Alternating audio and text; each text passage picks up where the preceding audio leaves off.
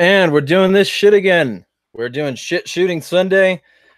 This Sunday is the Sunday right before July 4th, which is on Wednesday. This is the 1st of July, so it is no longer Pride Month, and we can finally start taking pride in shit we actually fucking did. That out of the way, there's some housekeeping.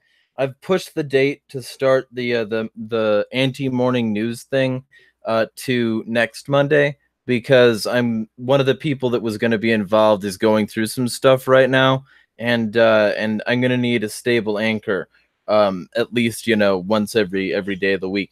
So with that out of the way, you can expect to see that, and it'll probably be on Discord because I'm expecting a new piece of hardware soon. You'll probably be able to see that next Monday, and when you do see it, you'll be able to revel in the simplicity of being able to be extremely angry before you go to work, rather than having to think about all of the ways that everything is okay, even though you know damn well it's not. So, this is brought to you by Brave Browser. You can check links in the description for any of our sponsor. The Brave Browser is an ad and tracker resistant browsing experience designed to support creators directly. This is also brought to you by Liberty Mugs. Mugs you can use to piss off your coworkers after you're done listening to my anti-morning news show. Additionally, by Cash App, a Federal Reserve note and dollar application that you can get for your Android or iPhone, or just use the in-web thing.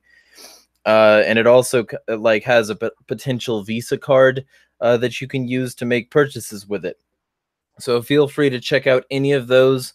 Links are in the description, and it would help the show, and I am deeply grateful. There are plenty more ways too in the bottom link in the description. So with that out of the way, this episode is going to be on police brutality and militarization. So last week we bashed U.S. imperialism and the troops in general, and this week we bash fucking cops, because who doesn't like doing that? So without further ado, let's get people introducing themselves and letting people know where they can find them online.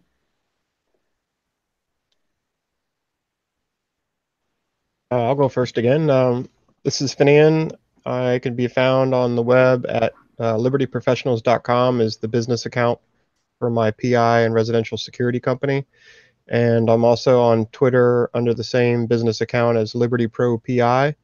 And my main personal account is on Steemit. Same name, same spelling as you can see here on the Hangout. Thanks for having me. My name is Michael DiCarlo. It can be found at dcarlosdanger.com, where I blog about tyranny. And I'm also on Twitter at dcarlosdanger. And I'm also got a YouTube channel, but I'm not your competition, so I ain't mentioning it. Y'all be well. Thank you for having me very much. I'm just glad to be back.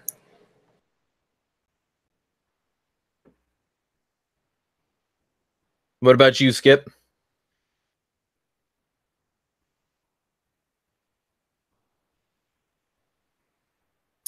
Well, I hope you can figure out how to get your mic working, Skip. Collapse is... Sorry. Okay, cool. Yeah. I had walked too far away from my phone and I couldn't hit the unmute button. I was grabbing my coffee. So at least you're not giving us a home tour this time, so. No, not yet anyway. We'll see. We'll see how the day shapes up. Yeah, you can show us your woodworking bench. Oh, yeah. No, of course. So, in fact, that's what I was doing earlier this morning. So you can find me on Twitter at The Free Rifleman, or you can find me at Collapsitarian1. That's all. I don't want you finding me anywhere else. Right. Like a little bit about you. What do you do? Okay, so I have a background in law enforcement originally, and also a background in the Army. And now I work as a contractor or independent contractor, doing various sundry things. Gotcha.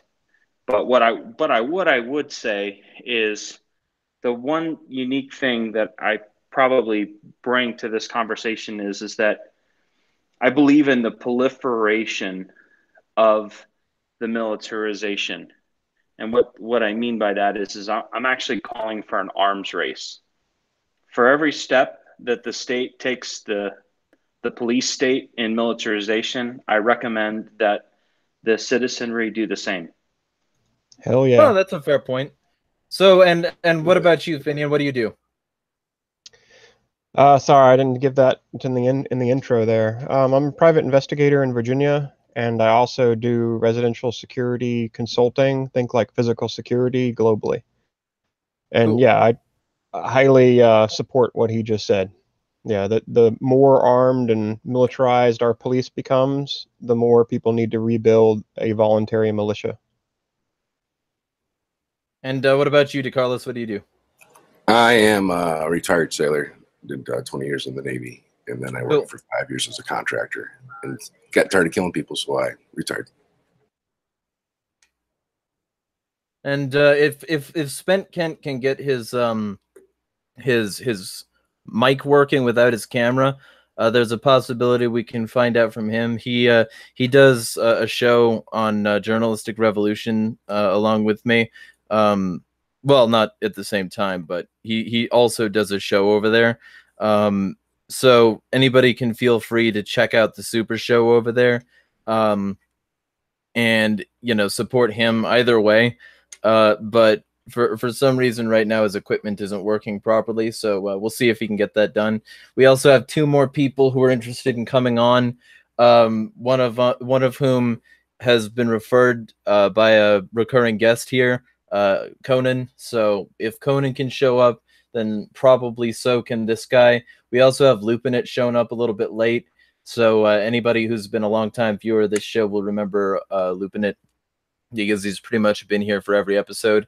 Idiot's Query's having kind of a rough day, so he's out right now, but he'll be probably back as soon as possible. Seems like people are cheering him up. So I think Spent Kent just got his mic working, so you can feel free to tell people where they can find you and what you do. Yeah, I'm one of the co-hosts of the Friday Night Super Show, with the tag team champs Dennis Ford, Mr. Friday Night, and Lee the Mouth Pier, and Tammy Lynn, but she's not around no more. I do radio. I go on Post Politics with Trip and Zach. Post Politics on J Rev here, which is J Rev. You should know Trip, I guess. I do several different shows. And I'm going to shut this phone up because this idiot's calling me. He wants to do radio, but he's crazy. I'm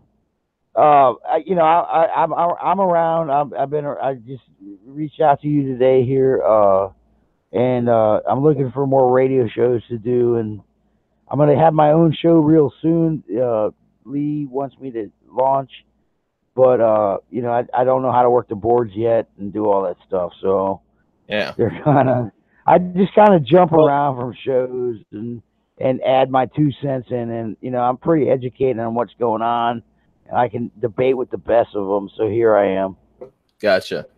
All right. Well, let's first get people's perspective, and I think starting with you, Skip. We'll move from left to right. Let's get people's perspective on police brutality and in general, like what the police could do better to not piss off the citizenry so much. Yes. Okay.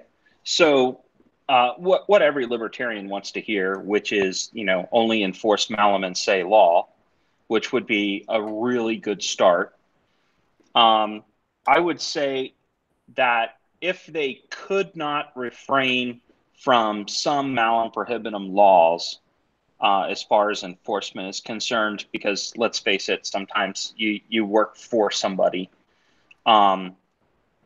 then probably the best thing that they could do is probably take some serious looks at some, at least at a very minimum, and understand I'm not what you would call a constitutionalist. I was at one time. I was a 3%er. I was a very early 3%er in the late 90s.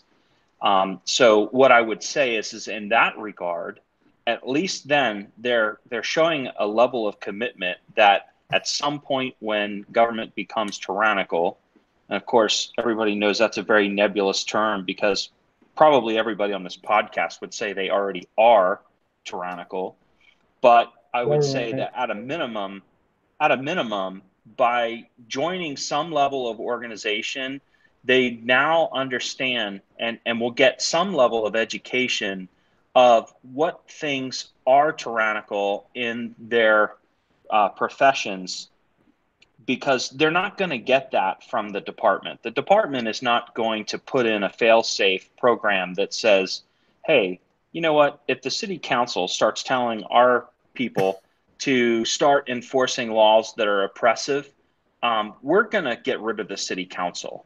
They're not going to have that level of fail-safe put into their program, just simply because law enforcement as a whole is in of itself a tyrannical program. And that's exactly what it's there to do. It's there to institute the will of the masters. And that's exactly what they do. It doesn't mean that every single cop out there is looking to, put everybody either in jail or in the ground. And I know that probably will rub a couple of people wrong. There are some people who just simply found themselves in that profession. There's not really a whole lot of opportunity for them to leave that profession because that's where all of their work is, their experience, all their work experience and all that kind of stuff. And so some of them honestly are just trying to make it till retirement, so that they can get as far away from this profession as possible. And, some of those guys are still, in my opinion, probably closer to being good guys than, by and large, some of the younger generation of cops that are coming in now that I think probably, a lot of the recruiting efforts that have gone in over the last 15 years have really shown that they're scoring aptitude tests. They want to basically eliminate anybody who is too much of a thinker, because if you're too much of a thinker, then you're not going to be a doer. And if you're not a doer, and on that level, then enforce that. Yeah. Right. Well, and on that level, these tests are things to get in too. So like they don't just want to eliminate them; they want to prevent them from ever getting access to the department.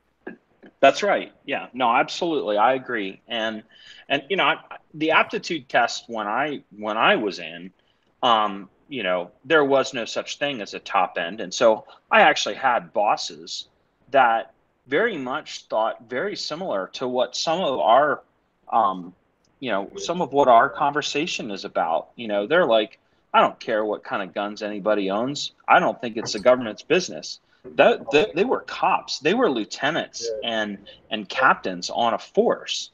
And those guys are gone. They're all retired. They're all, and so now you have the newer generations that are basically codified law enforcers, which is basically, it's not a matter of whether I think it's right or if it's right. It's a matter of what is my job. And those are the people that we really have to be wary of, because the people who say, I enforce the job that I'm done, all I'm doing is doing my job, I'm just doing my job, is essentially the very same people that, probably operated the ovens or, allegedly operated the ovens, over in Nazi Germany. Yeah, bootlickers. Yeah, of course, we would all use that word. But more so, they're not just bootlickers. They're people who are putting the boot to the neck of the people who basically have the nerve to say no to the state.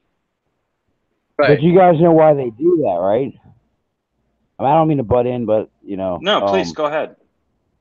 you know, Hitler doesn't scare me. These dictators don't scare me. What scares me is the thousands and millions of bootlickers that believe the authority tells them it's okay to kill somebody. It's all That's those right. people that put them in the ovens. You know what I'm saying? It's Yeah, I not agree. Hitler. Hitler didn't put anybody in the oven. He It, just it had takes other an people do it. it takes an obedient force to create tyranny, Exactly. not just one person that stands at the top, with some kind of They crown. No, believed in exactly. I Hitler. agree. Yeah, they believed in Hitler's authority, Yeah, and the fact they were just following orders that it's okay. Hey, I'm killing somebody right now, but the fact that the government or the authority says it's okay to do that, I'm going to go ahead and do that. Well, And yeah. it's okay. They say, "Oh, I was just following orders." Well, that doesn't fly.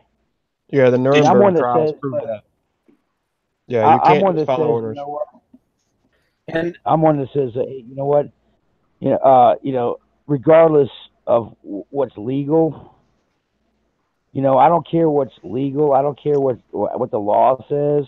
I'm going to do what's right, regardless of the law of what I'm told. But the other people are going to do what they're, the bootlickers are going to do what they're told instead of regardless of what's right. You know what I'm Sure. saying? Hey, yeah, absolutely. I agree. Go ahead. Jeremiah, did you want to introduce yeah, Lupinate? I saw that he just came on. yeah. Lupin, why don't you introduce yourself? Let people know who you are, where you can be found, and what you do. Hey guys, can you hear me? Yeah. Brilliant, wonderful. Right, I'm Lupinate. You can find me on Minds, Steemit, and Discord, and fairly soon, hopefully, YouTube. Lately, I've been writing largely about reality, logic, reason, voluntarism, and how they all tie together. So I'll be doing everything I can to help figure out why all these bits of madness are happening now.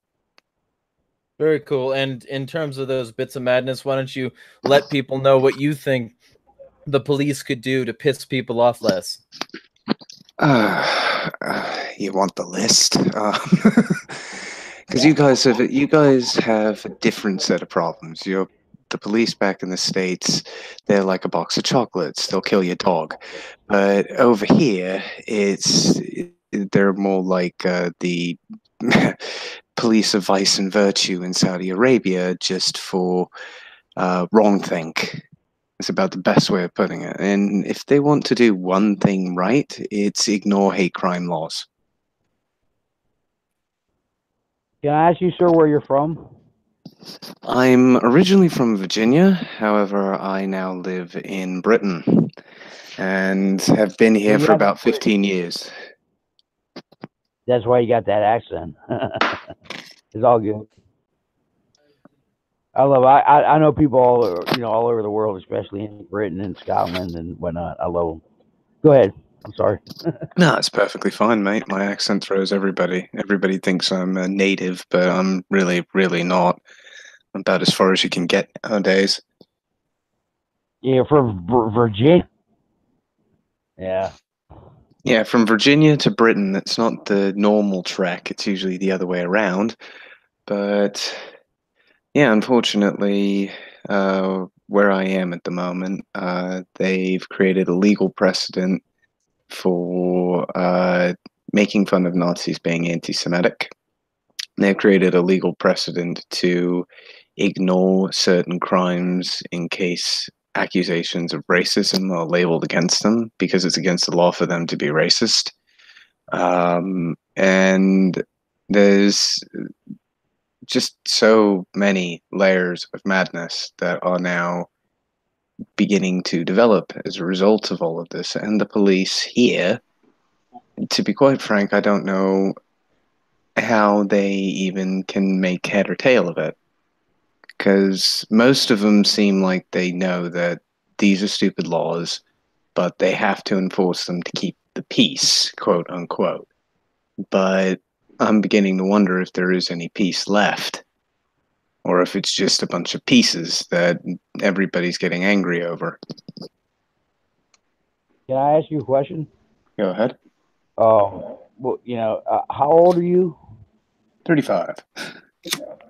35. You've been in across the pond there for how long? You keep on breaking up, so I'm not sure he's hearing No, the whole I'm thing you're saying like saying, but I was just saying that like how long you been over there in Britain? About No. about almost 15 years now, roughly. So you went over there when you were a teenager? Just past 20. Just curious, because you definitely got the accent. I know a lot of people from that area, so Yeah, I hear your accent. But you say you're from Virginia, so like, damn, he must have been young when he went over there. I'm was. just going through my head. If I go back It's to all the good. States for a Sorry, week, guys. I get back my southern drawl very quickly. Hey, I'm in Virginia. I don't have a You southern don't drawl. sound like you're from You're in the wrong Virginia. part of Virginia, mate. I'm not south enough, Virginia, huh? Yeah, exactly. I've been a bit further south, and damn, they put Geordies to shame for unintelligibility. okay, so Gotcha. to get slightly closer to track, let's see what DeCarlos Danger has to say here. Let's see what you think the police should do to stop pissing people off so much, because it's a good place to start to get a feel for how people feel. I think that the police should stop arming themselves with military equipment because they're not soldiers. Because when soldiers screw up, they're held accountable. And oftentimes when law enforcement screws up, even to the minuscule level of violating people's privacy, they're not held accountable at all.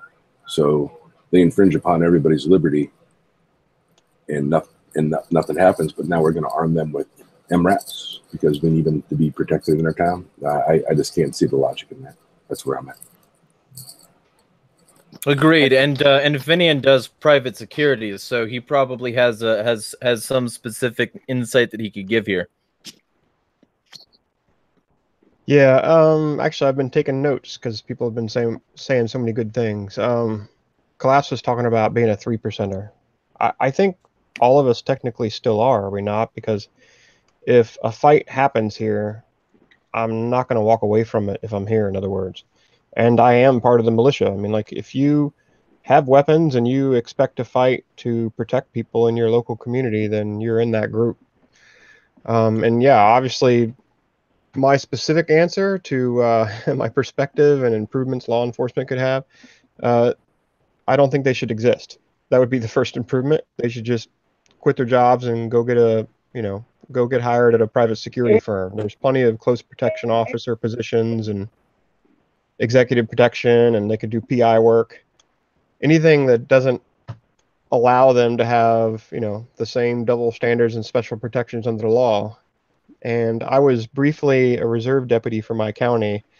And at the time that I went through that 6 months of very annoying training, it was like 4 nights a week and all day Saturday, basically, for 6 months straight. And one of the reasons why I was doing it is because I wanted to be under that HR 218, which would allow me to be armed basically everywhere I went. And that's one of the double standards that they have. So cops in my county can have 2 beers with dinner while they're armed, and I can't do that. I can have my so-called assault rifle in my trunk as a cop and go state to state. And if you're not a cop, you definitely can't do that. So there's lots of those double standards and stuff that go on. But like Collapse was saying, they don't want ethical people though. They don't want thinkers. They don't want people that are going to defend what's right or have a moral issue with something being bad, some order that they're given or something that they're told to do.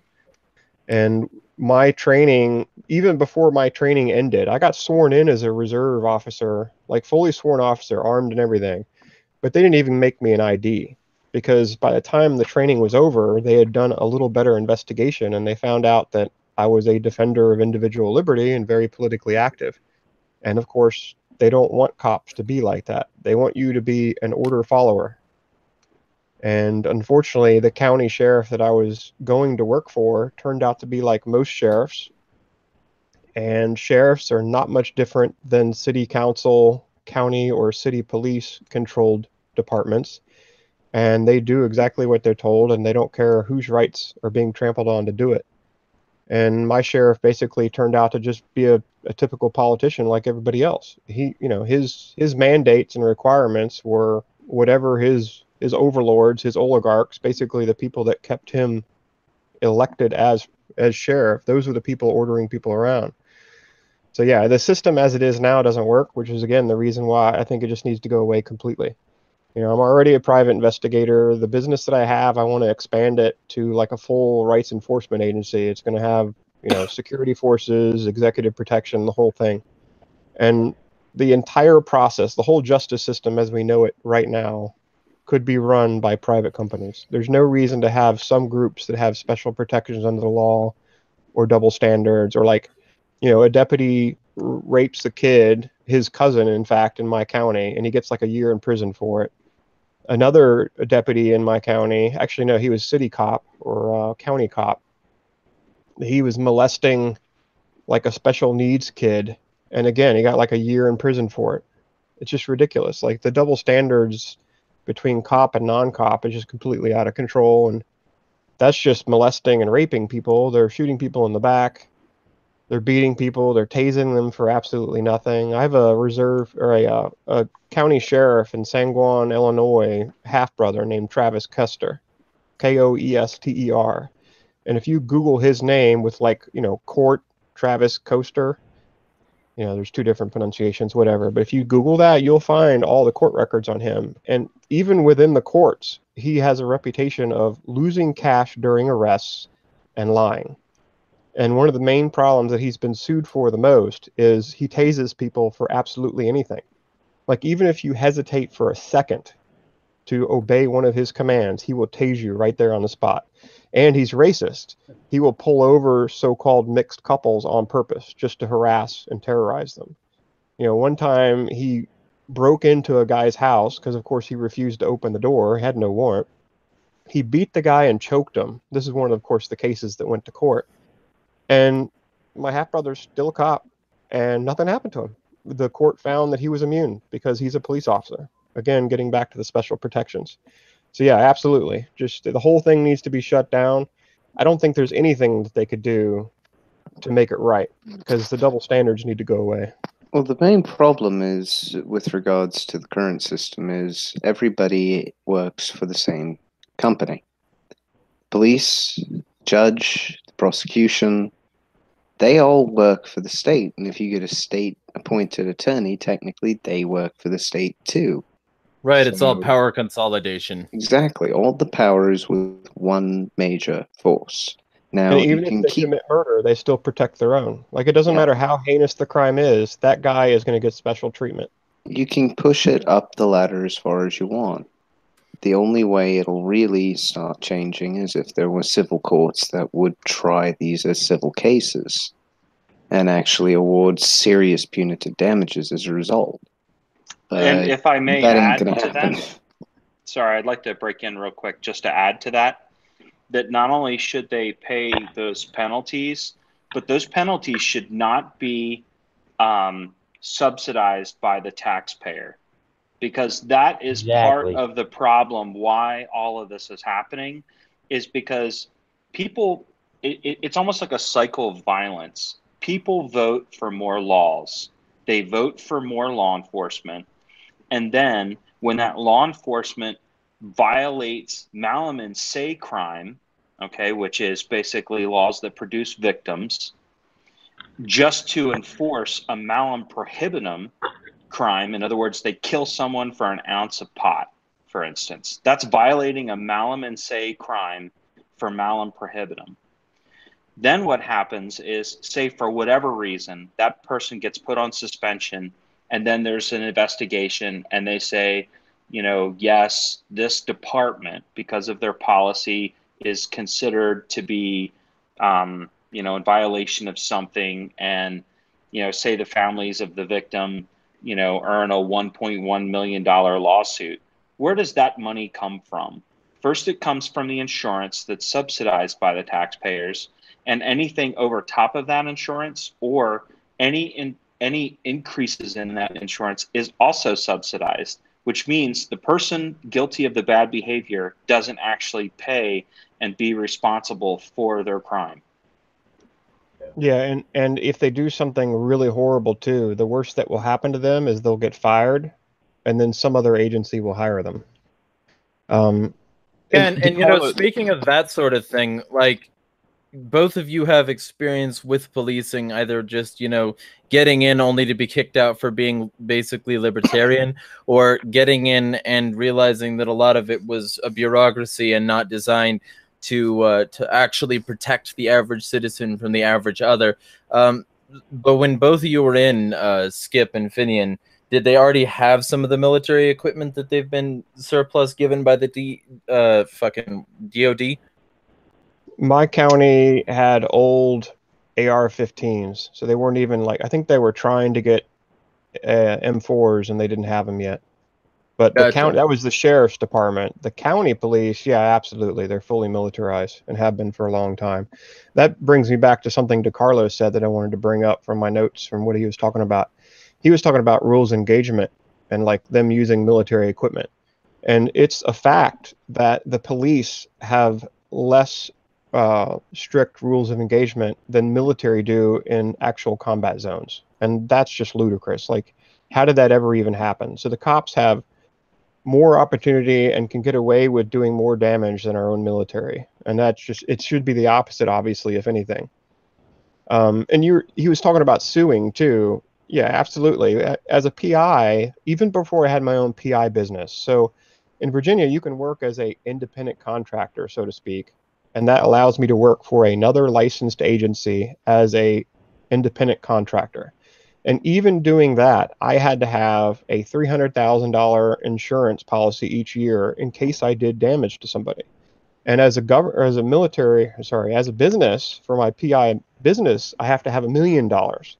And why don't cops have to have that? Because like he was saying, or Collapse was saying, like, even if they do something wrong, like my brother Travis, he does something wrong. Someone brings him to court. He's gone to court like 5 times. Every time, first of all, they declare that he's exempt and he's not even liable, because apparently it's, as an individual, they can't hold him responsible because he's part of the department, which is just ridiculous. But they don't have any individual consequences. And as a PI, I do. I mean, I could be sued out of business. I have insurance for my own activity. Every agent that you work or have working for you in your agency company has to have separate insurance. So cops should too. Again, I don't think they should exist, but they should at least be similar to PIs and have similar requirements for insurance. Totally agreed. I mean, same here. I mean, as I said, the main problem is there is a huge set of conflicts of interest, and that then promulgates into all the other issues that you face. Because if you've got an officer of the state on charge with a crime, then the whole state will be in repute or disrepute, I should say, if he's found guilty. And more often than not, they're either a grand jury is led by the nose to find them not guilty because of some legal technicality that means it's okay to shoot people or strangle them or break dance in the middle of a crowd and wound somebody. I still can't believe an FBI agent. And by the way, and then he left his gun in the couch. A kid found it and discharged it too. Yeah, I mean, this guy's that one FBI agent just it was symbolic of how much of a shambles the entire police and security service in the States has become. It's ridiculous. And you know, I mean, everybody's upset about this specifically because he was doing something dumb with a gun in his waistband, and somebody with their phone filmed it to catch that. But plenty of people have filmed police brutality before, and largely no action is taken. Oh no, action's taken, right? Action's taken. No, no, half the time, it's not the action that you think it should be, but no, action is taken. there's no action taken that would actually change any of this. Oh, I see what you mean. No, that's very true. But usually actions are taken to prevent those videos from reaching the light of day. Oh, absolutely. That's the action taken when somebody tries to video this sort of stuff normally. Well, right, like in my county, the two cops that were rapists, the one was a rapist, one was a molesting. The media didn't cover it at all. The only way I found out about those two cases was because I was in the reserve deputy actual academy, as they called it at the time. So yeah, you don't even hear about it. I mean, most of the abuse that these guys do never even makes the news. I mean, you could even get into the domestic dispute or domestic abuse issues. I mean, cops are like way higher percentage have domestic abuse in their relationships with other people. It's like you can't deny those statistics. No, It's because their job's so dangerous. I'm being sarcastic. Exactly. Yeah, I mean, again, the half brother of mine, he was abusing this girl that he was dating, and I went out and met her. Of course, they're all the way out in Illinois, but I did meet this woman, and thankfully she got away from him safely, and she's got 4 kids with some other guy, and she's having a great life. But yeah, my half brother almost ruined her life. Is he in Chicago? No, San Juan County. It's like near Springfield, Illinois.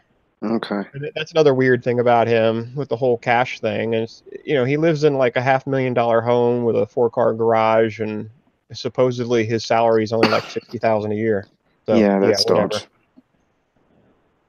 See, that's the thing. That there's one thing that gets me about all of this is the money goes somewhere, and everybody knows the money goes somewhere. So if you want to see who is a bent cop, follow the money. That is the number one way to find out who's bent and who's not. Just follow the money.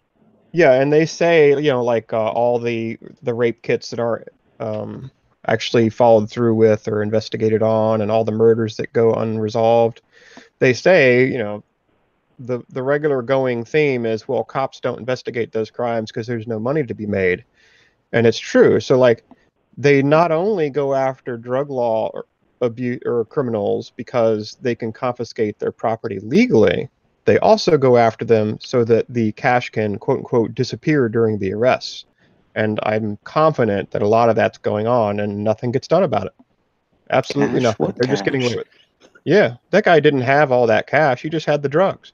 Yeah. Well, and of course the fact that like civil asset forfeiture exists, where even if you don't have anything other than money, they can just fucking jack you anyway. Oh, that is beautiful as well. It's a beautiful perversion of law, that one. The idea that you can charge property with a crime and it has to prove its innocence is just insane. Well, yeah. In the U.S. too, if you get caught with a large amount of cash, depending on what state you're in, they automatically assume it's related to drug crime and they confiscate it. Mm-hmm. And you have to prove that it's not for drugs to get it back. So yeah, it's like the exact opposite of what it should be. But yeah, they definitely confiscate property too. But I think another reason, most people think it's because they can confiscate property. You'll see like the Escalade, and they'll change it into a police car, and it'll say donated by the local drug dealer or something. So they're taking vehicles, homes, and everything. But a lot of cash, I think, is also disappearing into people's damn pockets. I can see that. The thing is that it doesn't just. I'm not. Whether or not it disappears into their pockets is immaterial. It disappears into the coffers of the police budget at the bare minimum. Yeah. Which means that those taxes and those additional crimes are either being funded by theft or theft. So no matter how you look at it, somebody's being stolen from in order to pay these people, and they've got no reason to really protect you.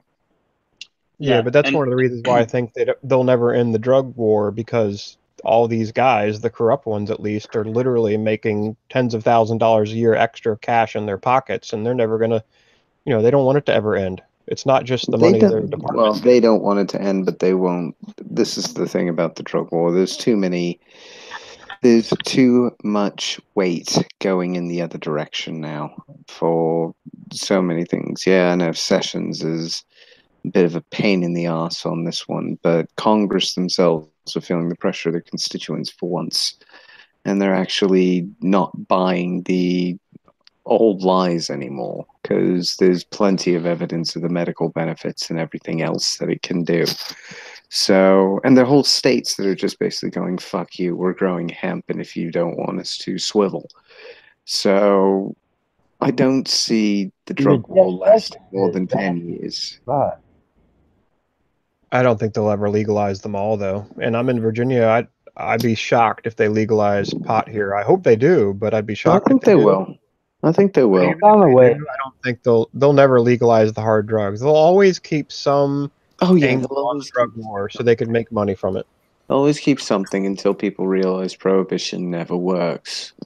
Well, if I may, because I was kind of leading in at the beginning of our discussion earlier on how for every escalation of militarization that the police should take, or that every escalation, every militarization step that police take, the citizens should do the same. The problem with the legalization, and I want to make the difference between decriminalization and legalization.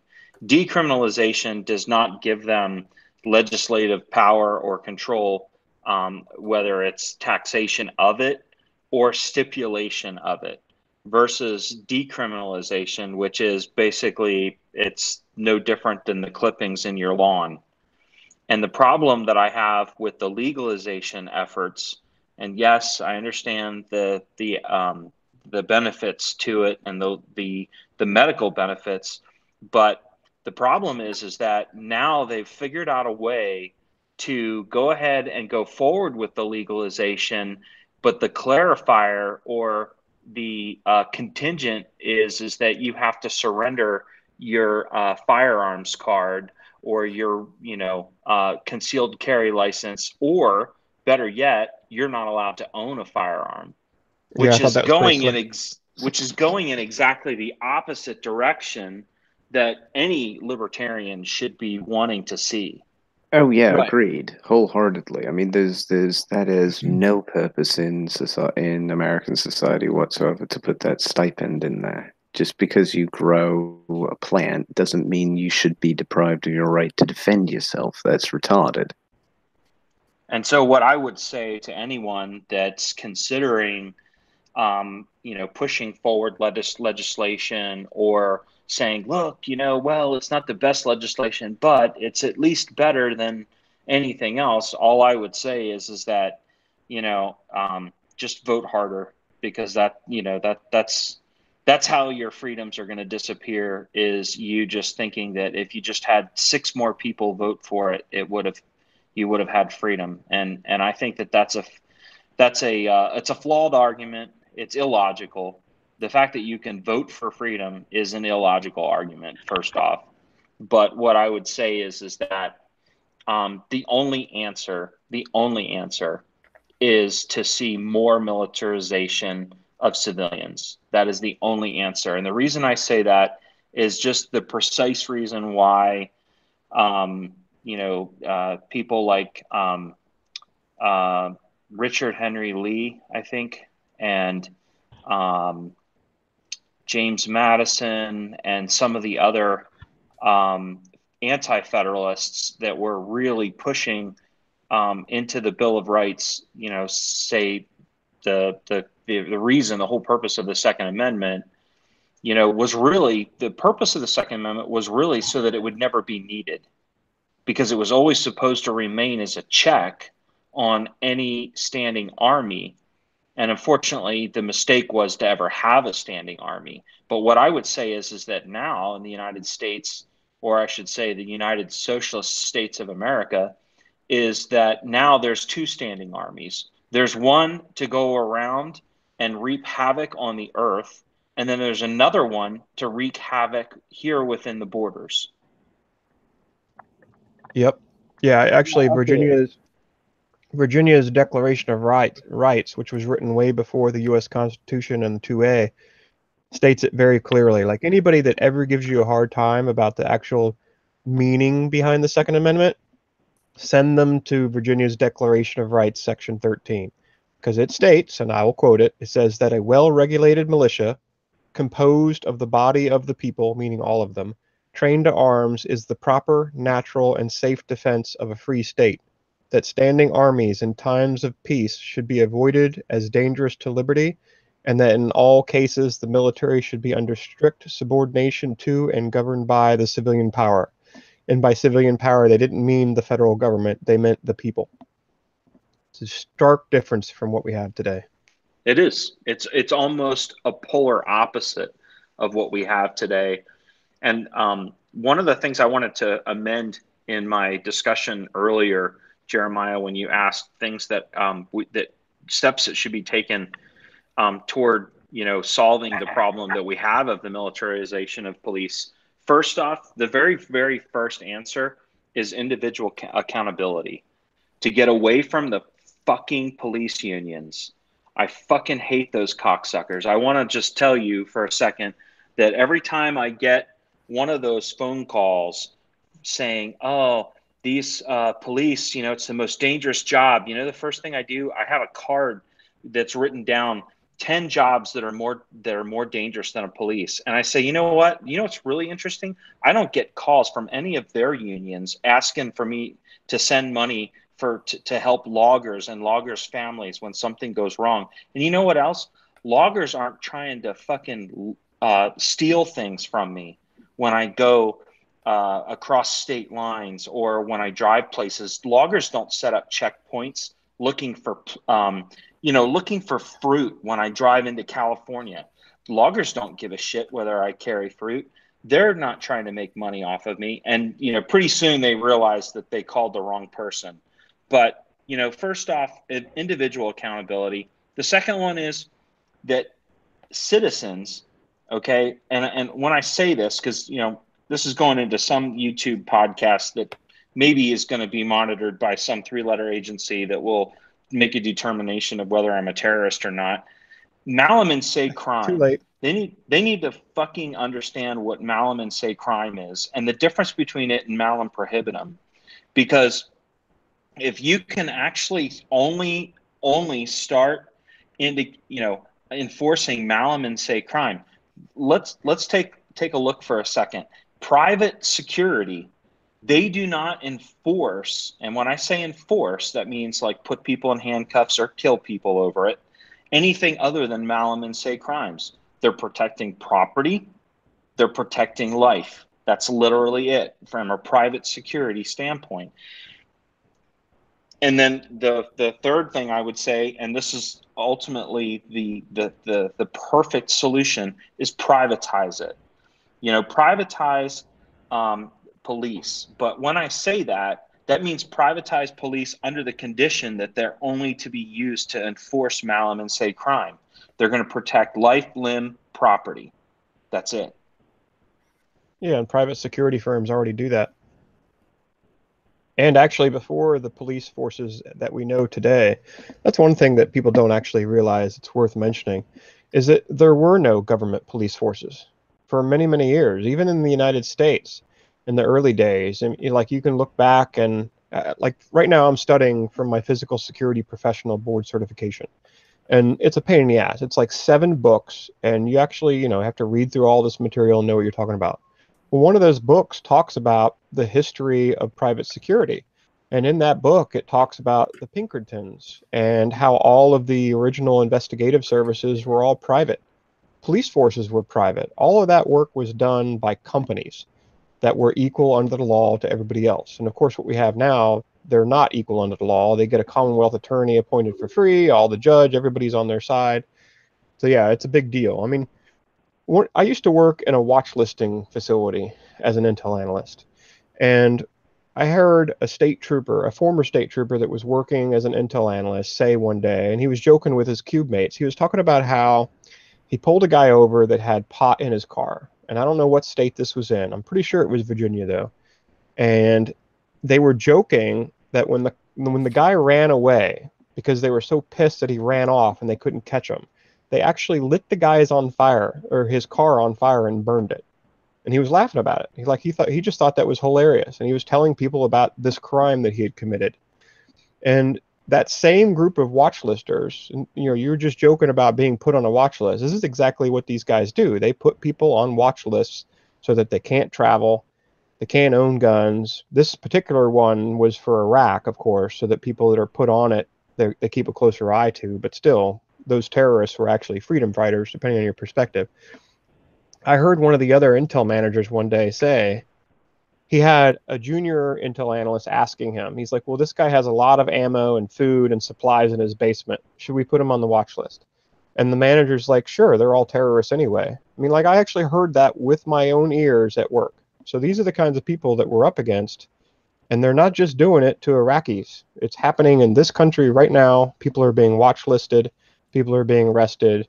And, you know, who knows? Maybe one day soon people will start disappearing and we'll have those camps that everyone's been worried about all these years. Yeah, and you know, to add to that, I talk about this shit a lot, to the point where, like, my family can reliably know that if they want to have some sort of extremist conversation and get that sort of perspective, they can talk to me. I talk about it in person. I talk about it anywhere I can. And one of the places that I spoke about it recently, about like this sort of thing, was on a stream with a guy called Chairview, and one of the things I said was that essentially, part of the thing that's going to reduce this sort of thing, reduce the way that this sort of thing happens, and the frequency with which this sort of thing happens, is like primarily getting the culture straight, right? Getting people to believe that they own themselves so that they know when they're being violated. Because if you don't have that line, then you don't know when it's being crossed by some, you know, dickhead. And also, if we had a society that respected personal rights, that sort of thing would predispose a certain sort of like genetic outcome. And the people who have a high level of like the dark triad traits would probably stop existing in a societal context as much as they do, whether it be by active genetic like weeding out, or specifically people not being as incentivized to breed with those sorts of people. Because if cops didn't get laid, they wouldn't be cops, and they wouldn't be able to make little cop babies for the little cop families. Same thing with troops. Same thing with government bureaucrats. The fact that these structures exist creates a gigantic class, well, a gigantic multi-class of overlords over us. And it's essentially like, whether it be a family that's very wealthy, so they pass down their money to their kids, and their kids join that, and as long as they toe the line, they get to keep on pushing their status bullshit. Or whether it be the average person thinking, well, my dad was a cop, so I'm going to be a cop too. And the entire culture that promotes this sort of thing and fosters it, if that sort of thing was less, if we won the culture war, I think that there would be much less of these problems, because people would be able to recognize when they're being abused and say, fuck no, I won't sit down. Well, you reminded me, my wife's from Philly, and right now, and for the last, at least 10 years now, in Philadelphia, the cops and the firefighters have been at each other's necks. And the reason why they've been at each other's necks is because of incidents like a fight that happened outside of a bar once. And it was only like maybe 5 years ago. A firefighter and a cop got in a fight. The cop felt like he was losing, so he drew his weapon, shot, and killed the firefighter. And if a lot of people don't realize it, but gets back to the special protections and double standards. Cops are allowed to shoot you for all kinds of ridiculous reasons. If you physically exhaust a police officer and they feel like they might lose the fight with you, even if it's one-on-one and you don't have a weapon, they can draw their gun and murder you.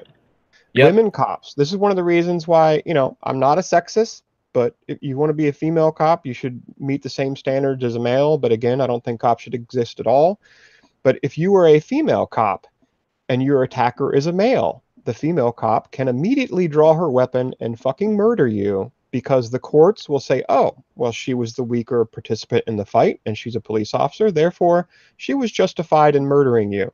Or if you're a kid with a Wiimote in your hand, like there was a kid holding a Wii controller, and he opened the door because his dad was on parole violation or something, like the probation or whatever, and it was a standard check. And she came by, saw that he had a thing in his hand, and it was a fucking Wii controller, and she shot him in the stomach and died. Yeah. She killed this kid, this fucking 16, 17-year-old, I think autistic kid, because he was holding a fucking video game controller, and she got away with it. And like she cried fucking tears, and then like the judge just let her get away with it. Can I can I say something?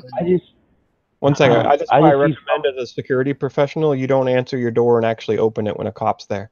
Yeah, get a good eye hole. Yeah, talk to them through a window if you have to. Never open a window, or never open a door. Or get a screen door at the very least. I want to see that warrant. The only way they're coming in here. But what were you gonna say, Lupin? It though. It's the shit like that that makes me embarrassed to call myself an American. If I'm honest, the fact that we still put up with this crap. If I'm quite frank, it's not our fault. It's not our fault, guys. You listen to me. That's not our fault. It's America's fault for being too distracted, too divided and conquered, too left versus right, too Republican versus Democrat. You know what I'm saying?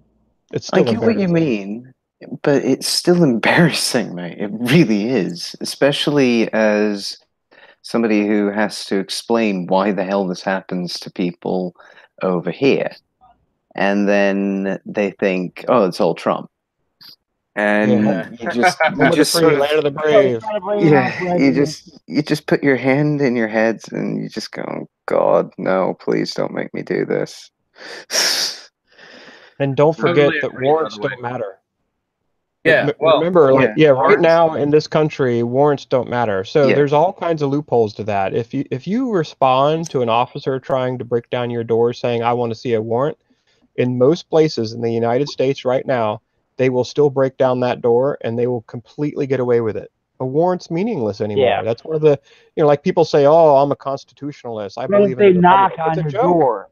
It's a joke. But if there is no constitution protecting us. If somebody comes and knocks on my door, I want to know. I want to see a warrant. I will ask the motherfucker and say, "Let me see a warrant," and they'll have to go get one. Good luck. If they want to come in, if they want to come in to the ground, they're going to do it. It's we're at the mercy of the fucking state there, and it sucks. Yeah, one good example is if there's a child in the house, the cop will just say, "Oh, I'm concerned about the welfare of your children," and no warrants required. Absolutely. They can say, "I smell marijuana." I smell marijuana. That's all it takes. Well, or they can just leave. Like they can claim they saw something suspicious. Wait till you leave, and then do a no-knock raid. Like this dude had cops passing, like clearly plainclothes police officers, walking past his house for like days. And this guy came to the city council with complaints about something. I forget what it was, for weeks before. And so he set up cameras near his door, and he saw these same plainclothes officers walking past for days. And then they waited till he left one day, busted down his door, almost killed his dogs. And it's all caught on tape. It's all caught on tape, this breaking and entering. And he didn't get any justice. Yeah, I mean, that's going to happen. I mean, that's because the only legal recourse that citizens have is to sue Walmart in a Walmart court. Yeah. That's so funny and true.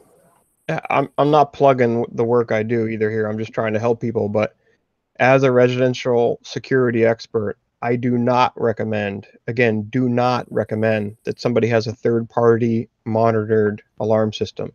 And the primary reason for that is tonight's topic. If you have a monitored system, that will automatically trigger a process that sends a police officer to your house.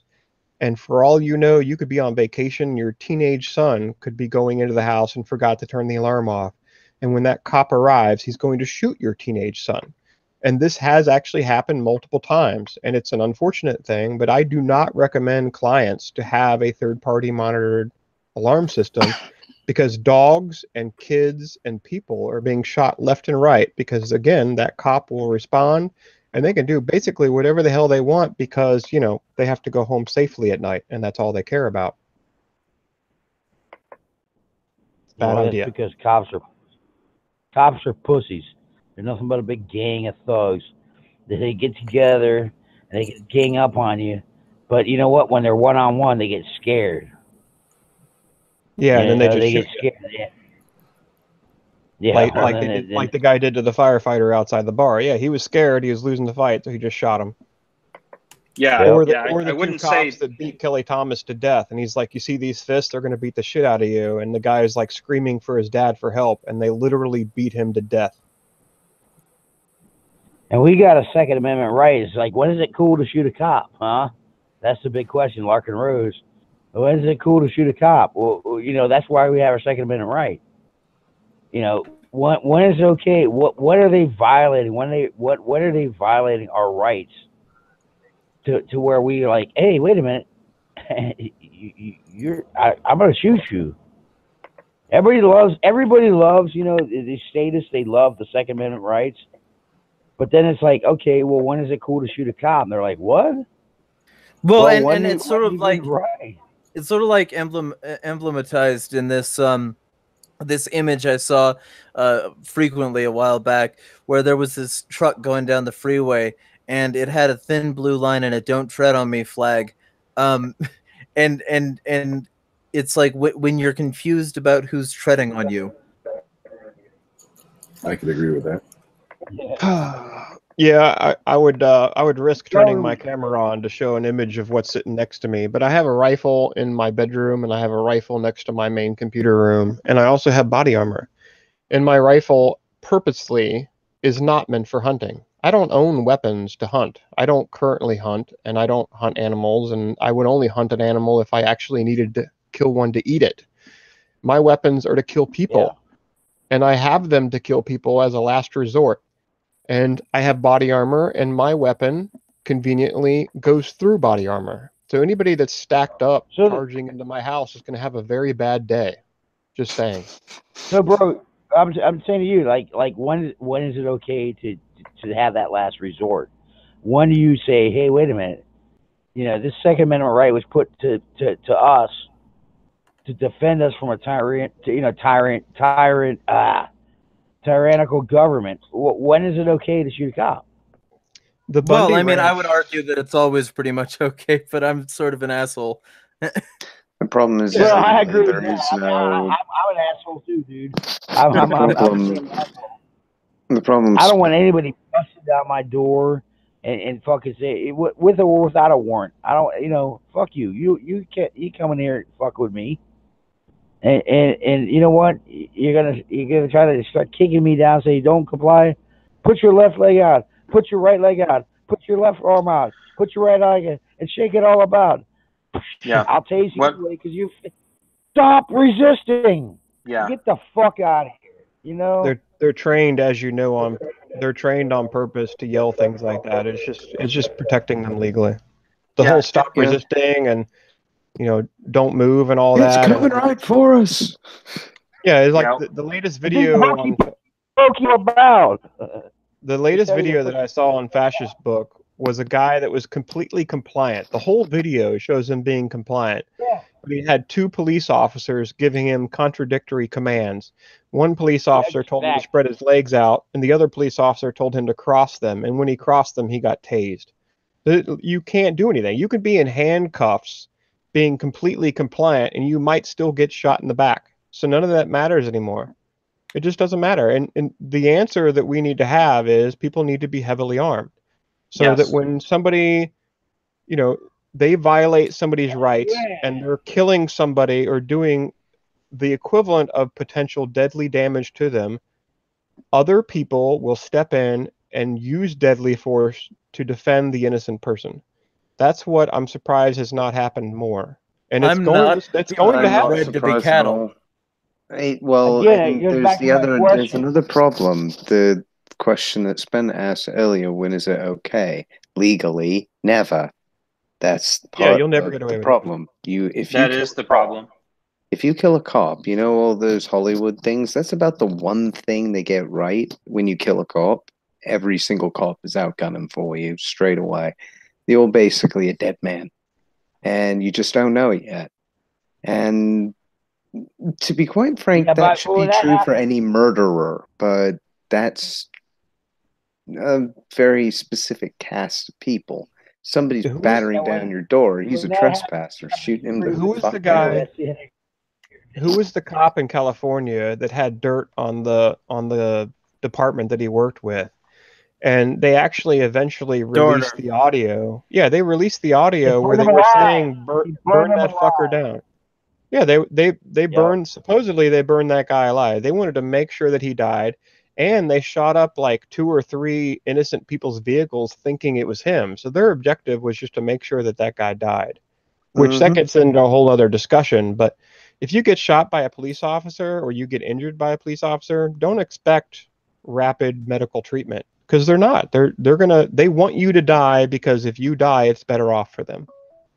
That's right. There's only one side of the story instead of two. So guys, the weird thing with the calls happening against Jeremiah, like Conan's trying to call. Is anybody else getting called by Conan? I mean, I think he's probably clicking the wrong link. So let me go talk to him on Twitter. So if you open the group chat on Hangouts in the sidebar, I've shared a link that's basically the remains of the Cato raid map. Because I don't think people really understand just how big a problem this is. It's not just happening in a few places, it's all over the bloody map. About the only places where you can avoid it is extremely rural areas. I mean extremely rural. We're talking like Nebraska, that kind of thing. And the original raid map that I saw had them all over. There was one in every state. And these were paramilitary SWAT raids. So where SWAT's called out with people using submachine guns and all sorts of stuff to take down a target. And most of them are basically nonviolent offenders being murdered, or claims of people injuring a cop, or cops being afraid of their lives. So they have to riddle them with like 4 magazines worth of semi-automatic or full automatic weaponry. So yeah, it's not for pleasant reading. And this link specifically has about 330 specific instances of police brutality going on. Oh, and that's just scratching the surface. We have one person who just joined. I think his Facebook name is JJ Frederick. Feel free to introduce yourself and let people know where they can find you and what you do. Yes, it's me. That's JJ Frederick, and I can be found on Twitter. It's at RealSepamirat. I also post publicly on Facebook quite often. And actually, right now I'm down in New Orleans. So I'm taking some downtime here to join into the chat with you all. So cool. You have apologize the same. for the I don't see the same image on Facebook. Are you Jeremiah Frederick? Are you Golden Lotus JJ. Frederick?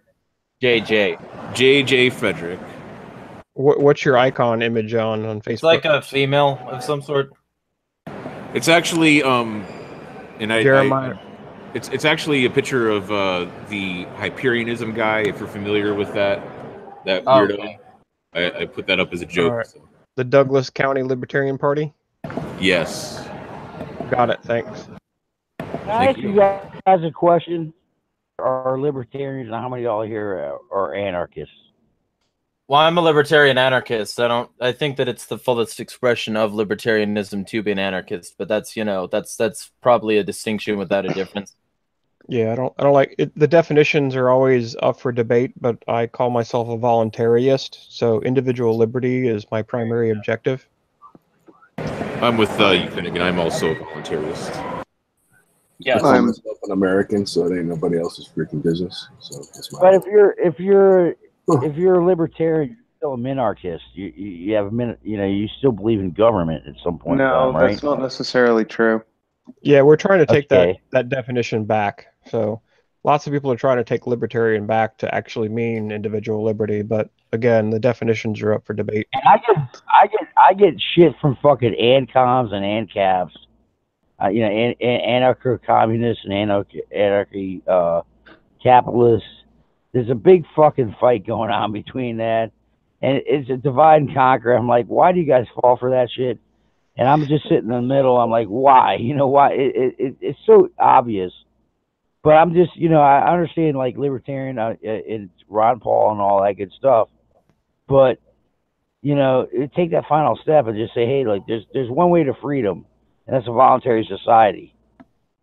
Yeah, but we're unfortunately through the non we're the vast majority or minority. Sorry. Basically, what I've been thinking about most lately, and what I've been talking about a lot lately, is there's going to be a civil war in the United States, and two groups of collectivists are going to fight that war. Mainly, that's going to be the main two sides, and one of them's going to win. We are not on either of their sides, and we need to live our lives and prepare knowing that, because we're not a friend of either of them. So the people on this call, we're all targets. They don't give a damn if we die. Just keep that in mind when you live your life, and like how you spend your time and what you prep for. I look at it this way. Again, when it comes to libertarianism, I was there, one for a long time, but I took that final step to anarchy, and I've never looked back since. Because I asked everybody this about government. Okay, can anybody show me a form of government, any type of government, like if it's presidents, kings, queens, emperors, whatever. Can anybody show me a form of government in history or any government that come up with their head that would make me more free than a voluntary society? And I've never had that question answered for me. So I want you guys to think about that. So is there any form of government that will make you more free, than a straight out anarchy, voluntary society? The answer to that is actually yes, in a way, but it would be because of kind of the greater good, collective freedom, and that's what you need the state for. That doesn't exist, mate. There is no such thing as collective freedom. That's just basically collectivism. It doesn't work. Oh yeah, it's not individual freedom, but it's kind of it's like Antifa, it's like Antifa. They're like, and we're anarchists, we're ancoms. Most of them are anarchy communists, and they say, well, you can see speech, but unless it's hate speech. Well, hate speech ain't free speech. It's like, well, where do you draw the line, man? I mean, like, if you understand freedom. Well, Antifa. I mean, I don't want to hear Nazis talk shit. I don't want to hear them do that shit either. But am I going to go up and beat the shit and just punch a Nazi in the face for talking? What were you going to say, Finian? Well, like he's saying, Antifa. I'm an anti-fascist.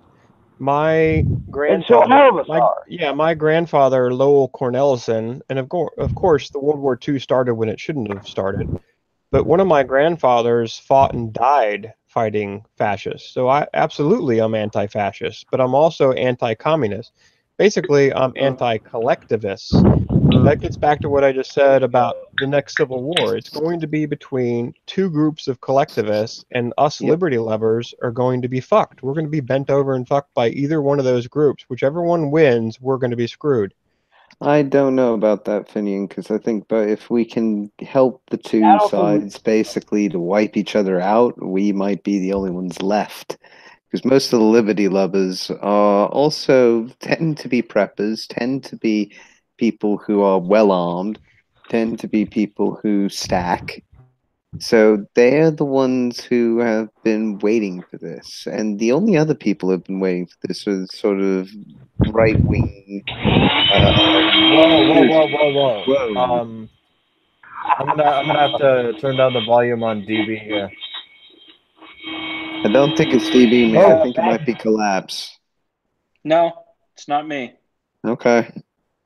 Yeah, I think that was DB. It sounds like there's a circular saw running in the background. And normally that would be me, but I actually wanted to jump How in. did you peg that, dude? Like, good at you nailed it. elimination. I haven't been able to. It was me. It was me. Can you guys hear me now? It should be fine, right? Yeah, it's working now. Kill your camera. I'm so sorry about Mess up that. the connection. My camera's on? Yeah, cam's on. There we If you go. turn it off, Cam's better. on. There we go. Okay, so if Yeah, I too much may, I hamstring, just I get wanted, it. if I may, I just wanted to add to the notion that there is a coming civil war. I have kind of believed this for a long time, just simply because there's literally there's nowhere else to go with the polarity that exists today between the two groups of collectivists that run the government and run the country, and quite frankly, run the polls and the are led by the corrupt politicians and all of that. Well, and there's a mass that has to become critical at some point relatively soon, because there are a huge amount of fucking people on the planet, and it's getting harder to govern all of them at once. I agree. And so I really believe that the only, I shouldn't say the only, I would say the most peaceful solution to that civil war is a decentralization. Secession, states that say, you know what, we don't want to be involved in this, we're just going to leave. That's the best solution. And what I mean by that is that decentralization all the way down to the lowest level, which means that if there are two warring factions in your county and you don't subscribe to the belief systems of either one of them, then stay the fuck out of it. Yep. Don't get involved. That's sometimes the most moral thing you can do. It's really important, a point that you guys are making. So we're saying, oh, you got two of your enemies fighting each other. It's in our best interest to let them all just kill each other. Don't get involved. We're better equipped and more knowledgeable. We're more enlightened and understand how to survive in a postmodern, post-apocalypse kind of situation. And well, we know that we're in the minority, and we know that we've got it figured out, and these guys are just going to do us a favor by killing each other, right? So, and you're mentioning a civil war. There was a previous civil war that you're comparing this to. And in that comparison, there were two sides in the history books, but there were three sides in reality. There was the obvious, the Confederacy, which were slave owners, obviously fucking tyrants, right? No doubt, straight up feudalism going on there. And then you had the North, which was just a different form of slavery. Oh, yeah, you're starving to death from your country, so sign this little piece of paper. You're about to be drafted into the military, and sign this little piece of paper. Congratulations, you're an American citizen. So there was a lot of bad, but there was a third side to that. The very group that, before anyone cared, founded the Underground Railroad. Before anyone up north cared, in other words, by cared, I mean be politically advantageous, right? To incite violence. These were the guys that were risking their lives and the lives of their family members in order to protect and save and rescue slaves. They didn't do it with a few notable exceptions. But the point is that the abolitionists were exactly, hey, I waited and listened to everybody. I'm getting to the meat of it. The point is that the abolitionists were in that exact same scenario. And they went and they had a very similar plan. Their attitude was, no, I want no part of this. This is wrong. And the idea of going to war about it is wrong. The idea of owning humans is wrong. It's just wrong. And abolitionists, for the vast majority, of course, they're individuals, so each individual had their own opinion, but by and large, were against the war. And they thought it was a horrible idea, and they were right. So keep that in mind, that when we go through this, we're the abolitionists in this story. We got all the answers. No one cares. That's all we're trying to point out. Absolutely. But what I'm saying right now is that I don't know if you guys understand, but the Civil War did not start because of slavery. Yeah, we know that, dude. That's not what I'm talking about. My point, we know where the war started. Look, we all got history books. My point is, when you have two different groups of collectives fighting each other, and you're a reasonable person who says this is a bad idea, you're going to, you can't expect them both to just wipe each other out, and then you're going to have this wilderness that you can just reclaim. Not what's going to happen. One's going to kill the other, and then they're going to come and subjugate you. That's what's going to happen.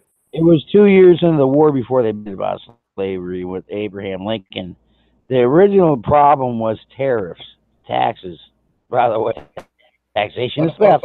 I don't think you're like responding to his point, though.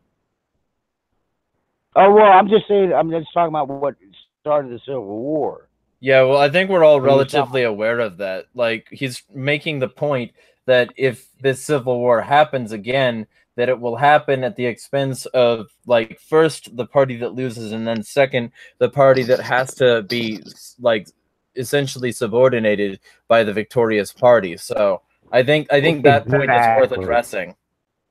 Okay, yeah, a lot of people will die, and we'll be no better off than we were before, and most likely we'll be worse off. The key is to keep it cold, because at the moment it is. It's not going to happen. A hot you can keep civil it war cold is coming from this country. If you can keep it as cold for as long as possible, you get more and more people convinced, at least within one faction, that there is another way. And you'll also tear down the dominant faction even further. Because the longer the people are not basically being goaded into violence, the longer we don't have an actual civil war. And to be quite frank, I'm still in two minds about this. Yes, I know Twitter. Yes, I know the majority of people have become so polarized online that they can't even talk to each other, and the majority of people are being advised by the media to disassociate completely from anybody that disagrees with them in any way, shape, or form. And that kind of thinking creates not just two sides. That's part of the problem for the collectivists. They're starting to hit that beautiful critical mass where they devour themselves from within. And as more and more people start saying that these guys are, I'm sorry, they're moronic, as more and more people start realizing this doesn't work, they'll start looking for things that do.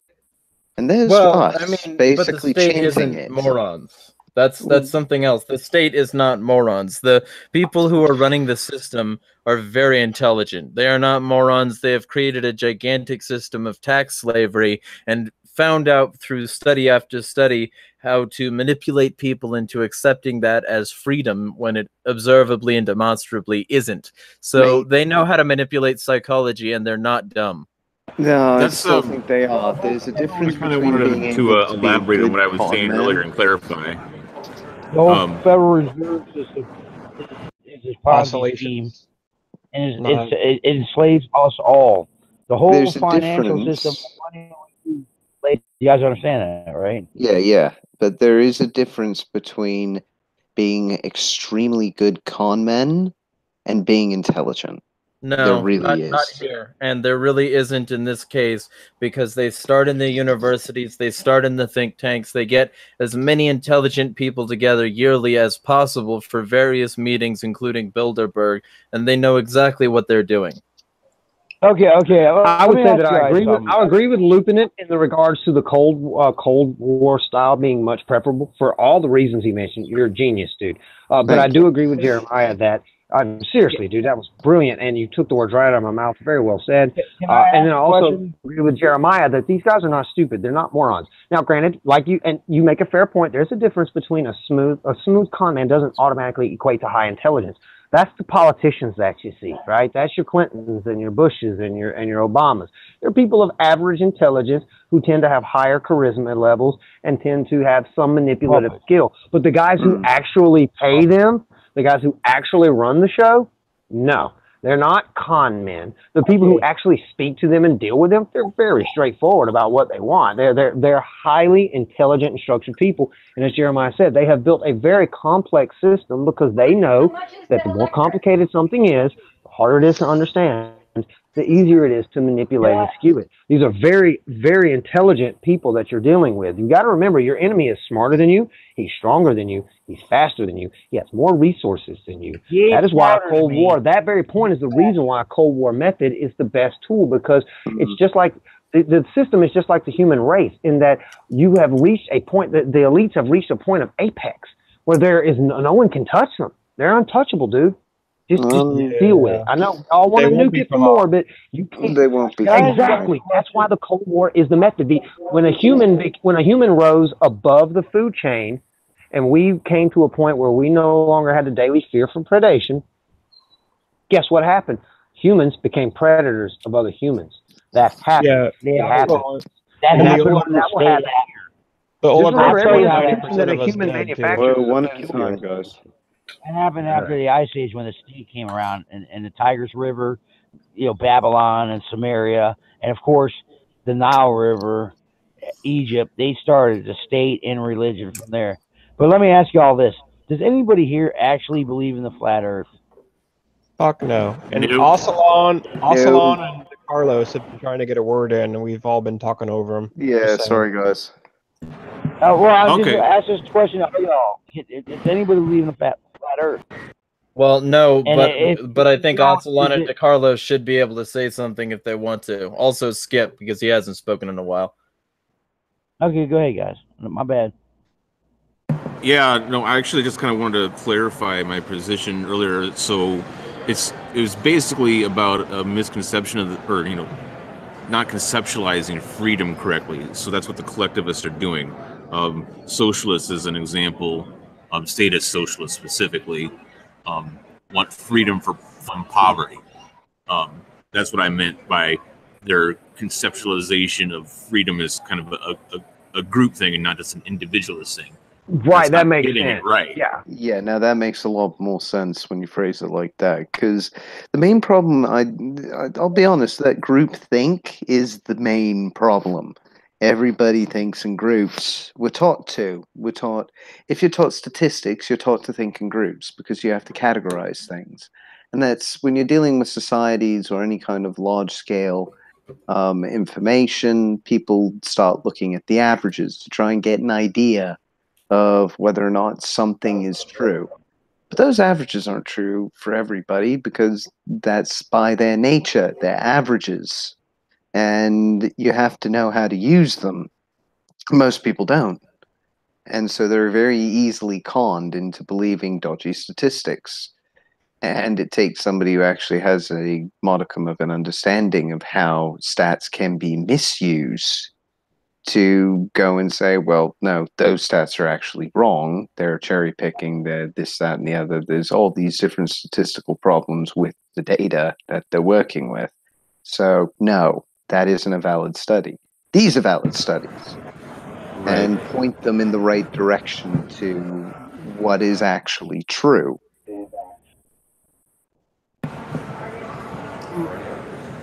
And then you Right on. or not. Ocelon, you got to mute, man. When you're not talking, please mute so DeCarlos can talk. No, I agree with pretty much everything everybody said here.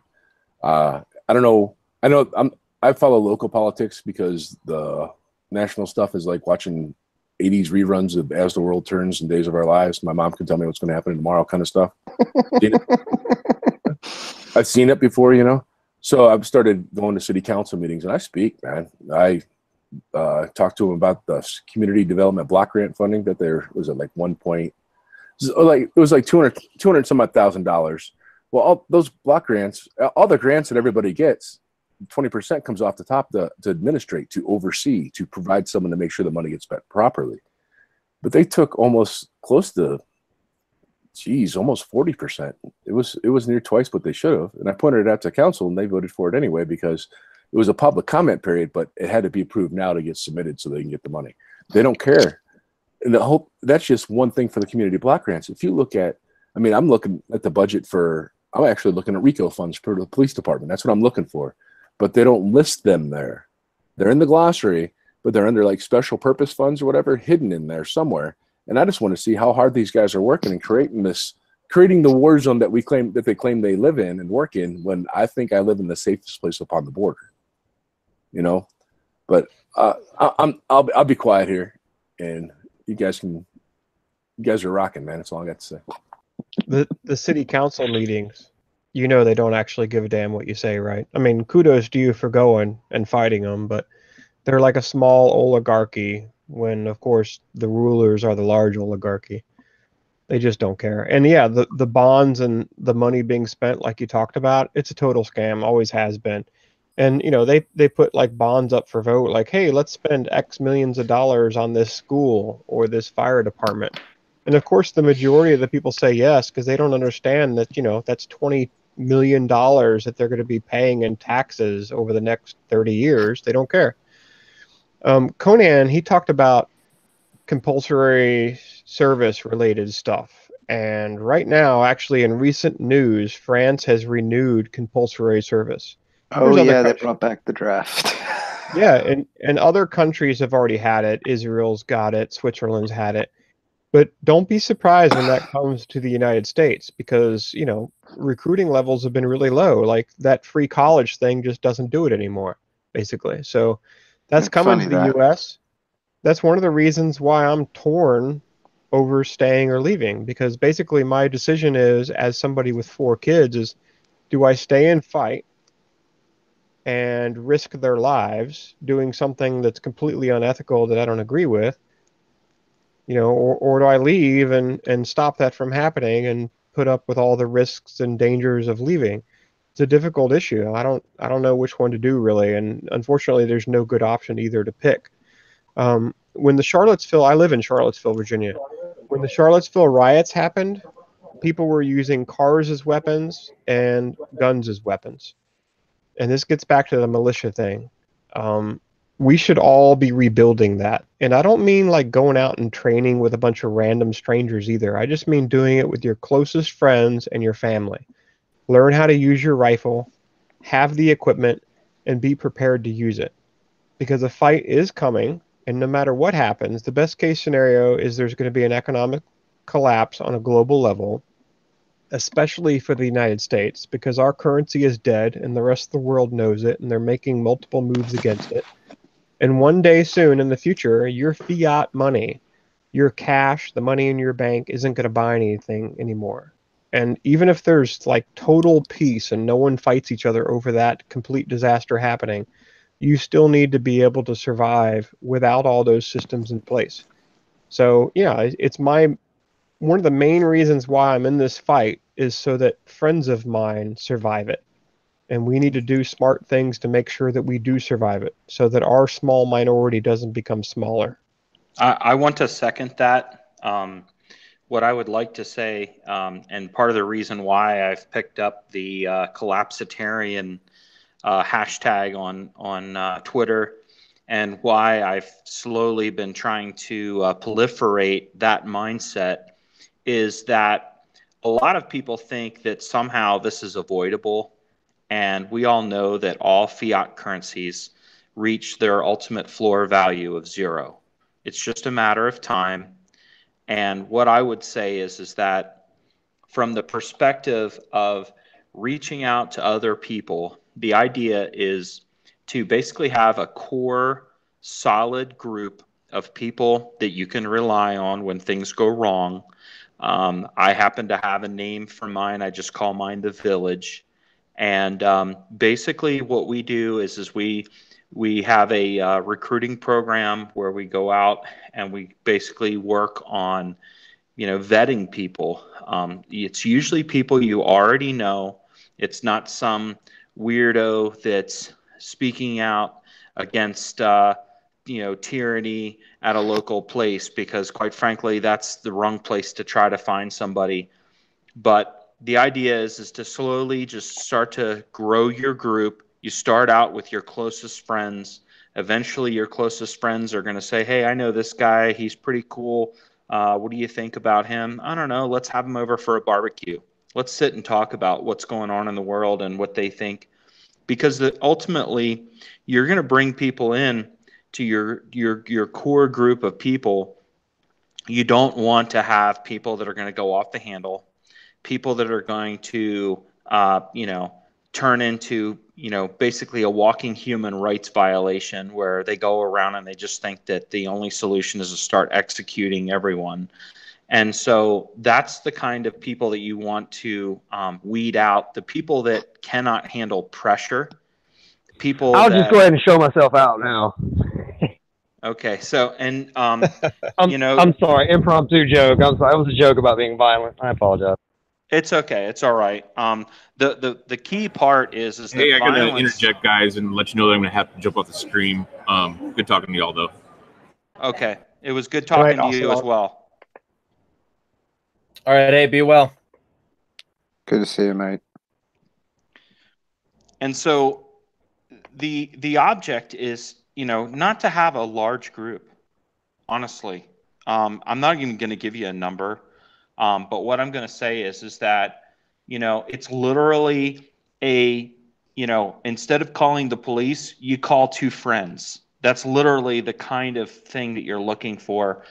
But I will tell you that it does take a decent number of group of people to secure a piece of ground, whether you have, like say 40 acres or 2 acres or just 4 plots of land that are all next to each other, and it's 4 neighbors who happen to agree with the synopsis of the world.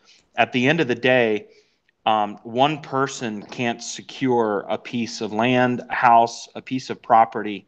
It takes a large number. And I just took a ploy off of Hillary Clinton and basically said it takes a village. And Yeah, so even that a large was. family can't do it, right? People That's got to right. sleep. That's right. And so it was literally, it was me kind of tongue in cheek mocking Hillary, where I basically said, you know what, she's right. It does take a village. And so that's the name that we went with. It's not the free southern states of, white Anglo-American, kind of bullshit name like that. We just wanted to find something that, was fairly nebulous. We don't have a website. We don't have anything like that. It's just what we refer to it as. The idea is to have communications with each other, to have interoperability from a weapons and ammunition standpoint.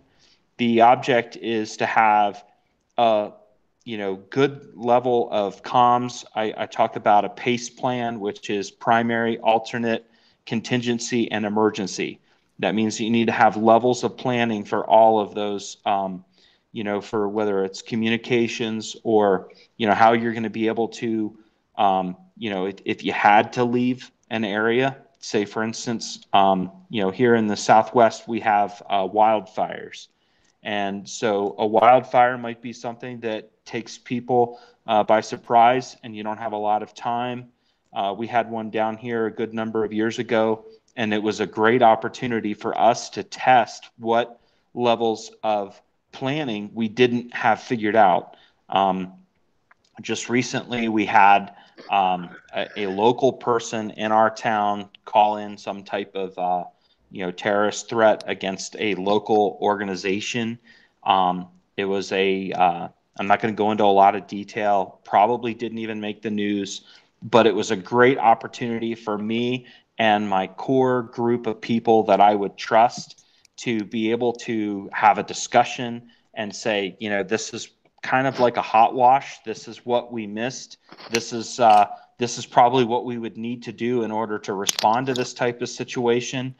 And that was it. And so it was a great learning opportunity. And I recommend that everybody who is interested in surviving exactly what we're talking about, which is a collapse, they need to have these plans in place sooner rather than later. You do not want to let these kinds of things lapse. good resources is, Jim Rawls on Survival Blog has a really good rundown on a lot of these different types of situations and scenarios. I used to write for them a long time ago. Good people, but at the end of the day, that's the type of stuff that you want to look at for your own individual plans. The 9 people that are, or the 6 people or 7 people that are on this podcast right now, and even the people listening, we're not neighbors. We don't live next to each other. Most of us don't even know each other's real names, and that's okay. But at the end of the day, decentralize your efforts. It needs to be your closest friends, include family, because we always look out for family.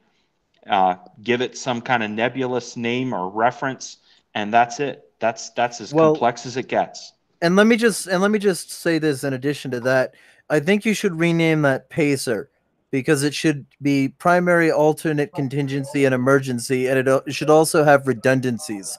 And those redundancies should be essentially copies of the plan that are actionable by multiple groups of people, so that if you're starting to act like a unit, you've got more than one unit, and if one goes down or it gets damaged, other parts of the units can jump in and take the place of other parts that were damaged or broken. So I would just say that might be something to add to it, just redundancies.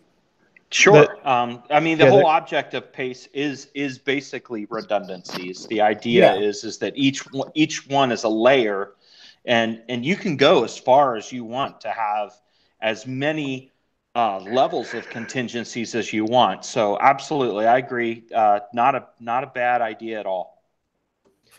And I'm not sure how many of you guys have read the book The Witness, but it goes into how cells are structured, and basically the cell leaders are the only ones that know a single or perhaps 2 cell leaders of other cells.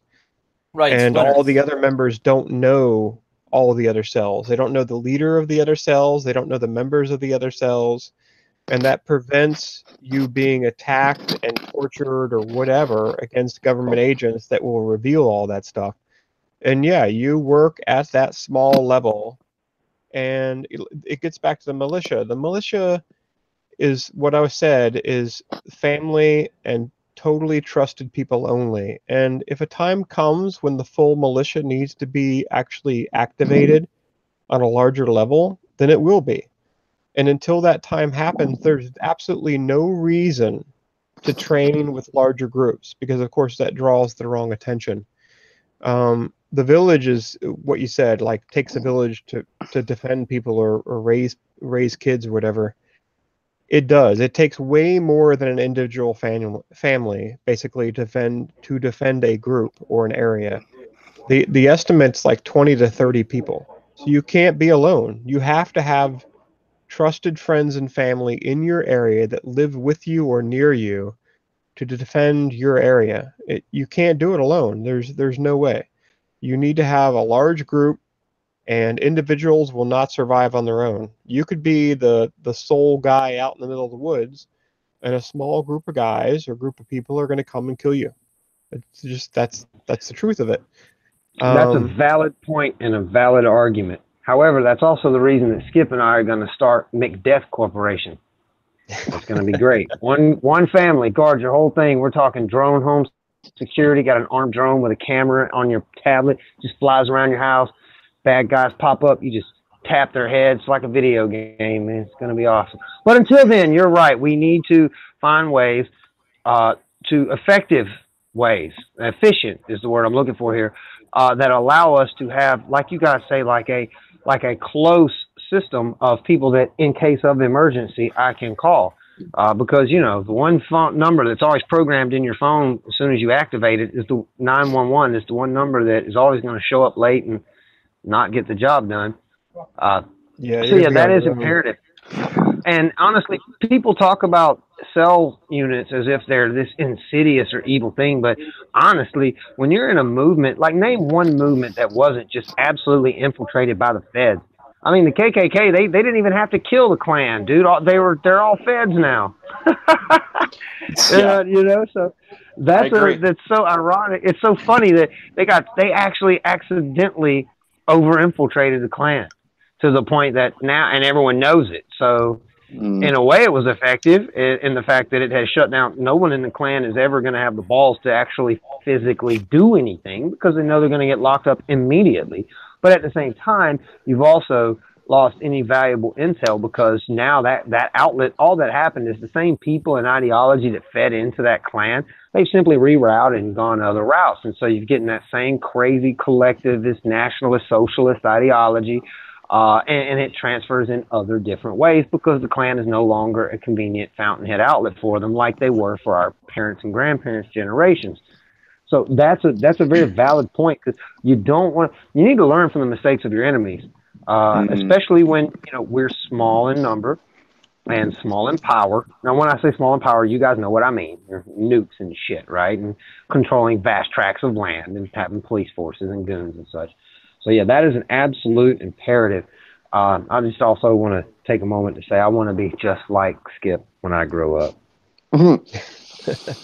Ruby Ridge was like that. The local law enforcement and the feds tried to force him to be an informant on a white nationalist group.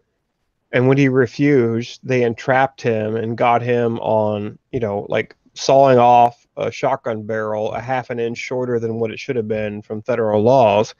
And they tried to use that leverage to get him to under force do what they wanted him to do, and he refused. And then his wife and child ended up dying from it. So stuff like that doesn't get forgotten.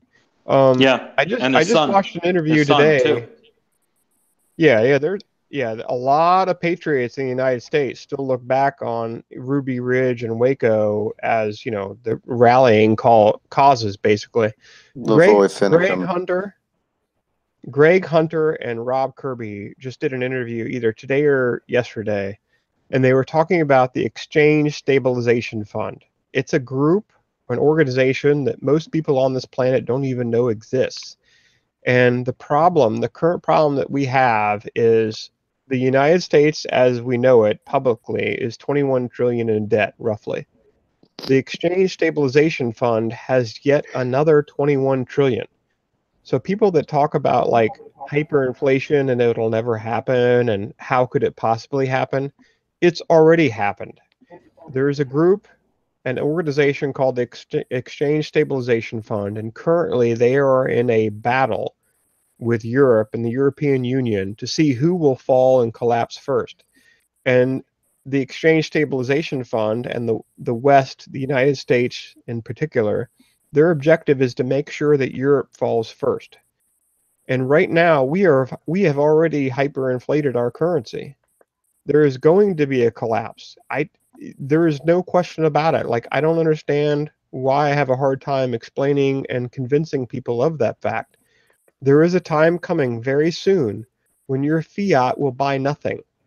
And people that want to survive, and granted, I'm surrounded by a lot of people that don't want to. They just feel like they don't care and they're just going to give up easily. If you want to survive, you need to prepare for a day when your fiat buys nothing, because that day is coming very soon. And these cell leaders and creating and rebuilding the militia as it was meant to be, like the Swiss model, everybody basically is in the militia. If you're able-bodied and you can fire a rifle, you're in the militia. We need to rebuild that because we're going to need it, and we're going to need it very soon. And do it. There's no reason not to. There's nothing technically stopping you either. I don't think he was saying that there's something stopping people. I think he was saying do it, even if there's something that gets in your way, because, like, don't be a slave, essentially. It's easier said than done in some places. Well, they're being apathetic, and they're not taking the responsibility. We've talked about this before, but individual liberty is difficult, apparently, to create a majority that believe in it, because individual liberty requires individual responsibility. And it is very difficult, unfortunately, to get a lot of people to do the kind of stuff that it's the individual responsibility side of it. If people are trampling on your rights, treading on you, and crushing you, basically, you need to make them pay a very high price for the crimes that they commit. And this gets back to the police thing. If the police come to my house, they will pay a very high price for killing me. That's just an honest answer. Like, I will act defensively, defend my life.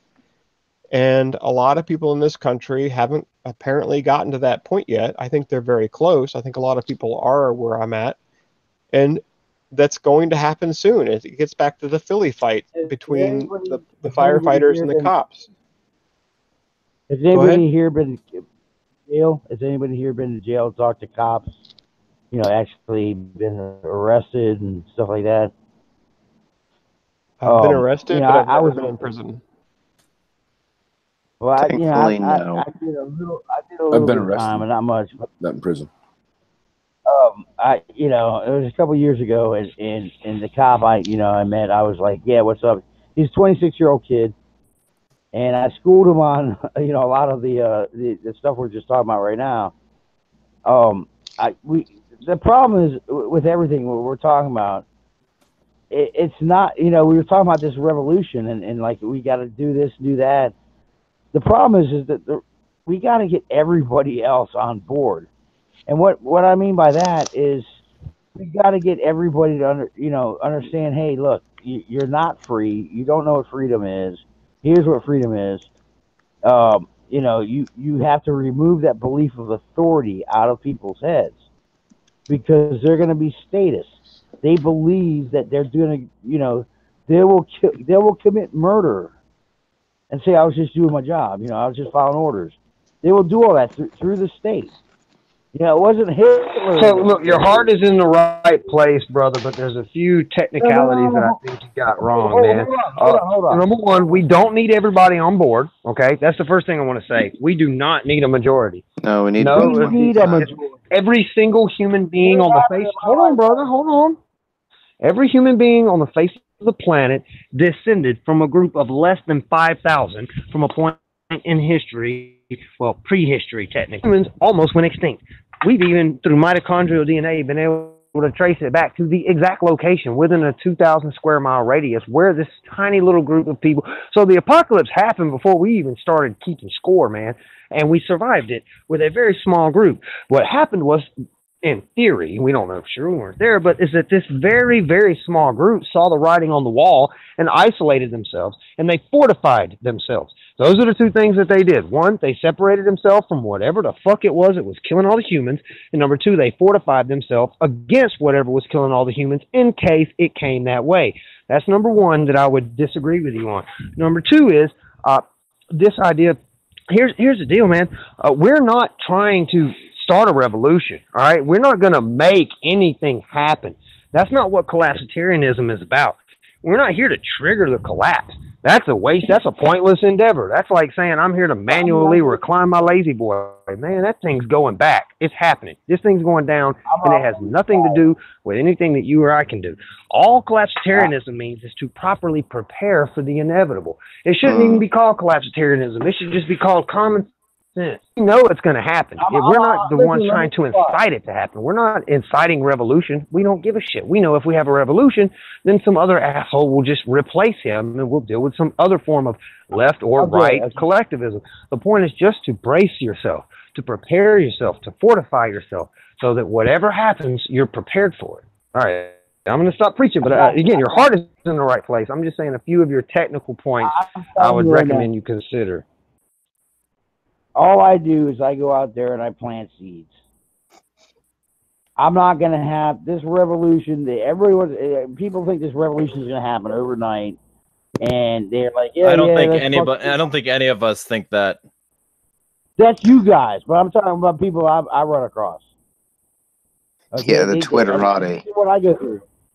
Yeah, I go through this, and I was like, guys, it's not going to happen in my lifetime, and you know, I have a good 20 years left. I got a good 20 years left, right? Unless you plan to die soon, it's definitely going to happen with your within your lifetime. Yeah, I'd say. My wife is always saying nothing's happened, nothing will happen, and you're crazy. It's not true. No.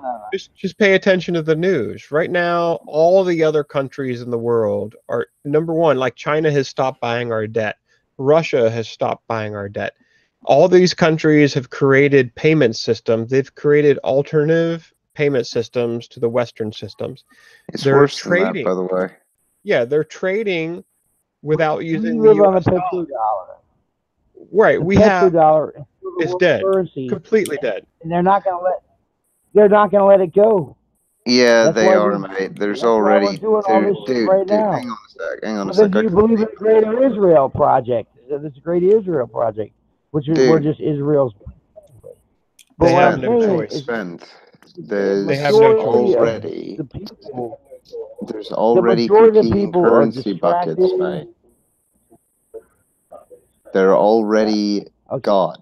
Other countries have already put into play oil-based currency pots that are either collective shares of multiple currencies, excluding the dollar, or are based on the Chinese yuan/renminbi. And Right. that is going to wind up depinning itself from the dollar at some point. And when it Okay, does, so it's that going to would cause a be- real problem. That would cause a real problem. Yeah. I still Now don't. that's going to happen. That is going to happen. It is Okay. inevitable. 100% chance. Yes. It basically, the things that will cause that to happen have already happened. Yeah. All the other nations on this planet have realized that the United States of America and the oligarchs behind it and our financial system is dead. It's fucking dead. But our military, There is no restoration Listen to from it. There's no way to fix it. We have- And what that means to us as individuals is that one day, we like I have said earlier, 800 bases. And Doesn't 100 matter if you can't pay the soldiers. yeah, our They do. military system will shut down. If you can't pay them, if you can't afford to pay for the contracts and the diesel fuel and all the funds related to every port call that you have. Well, it let him won't finish. happen. Let him finish, Kent.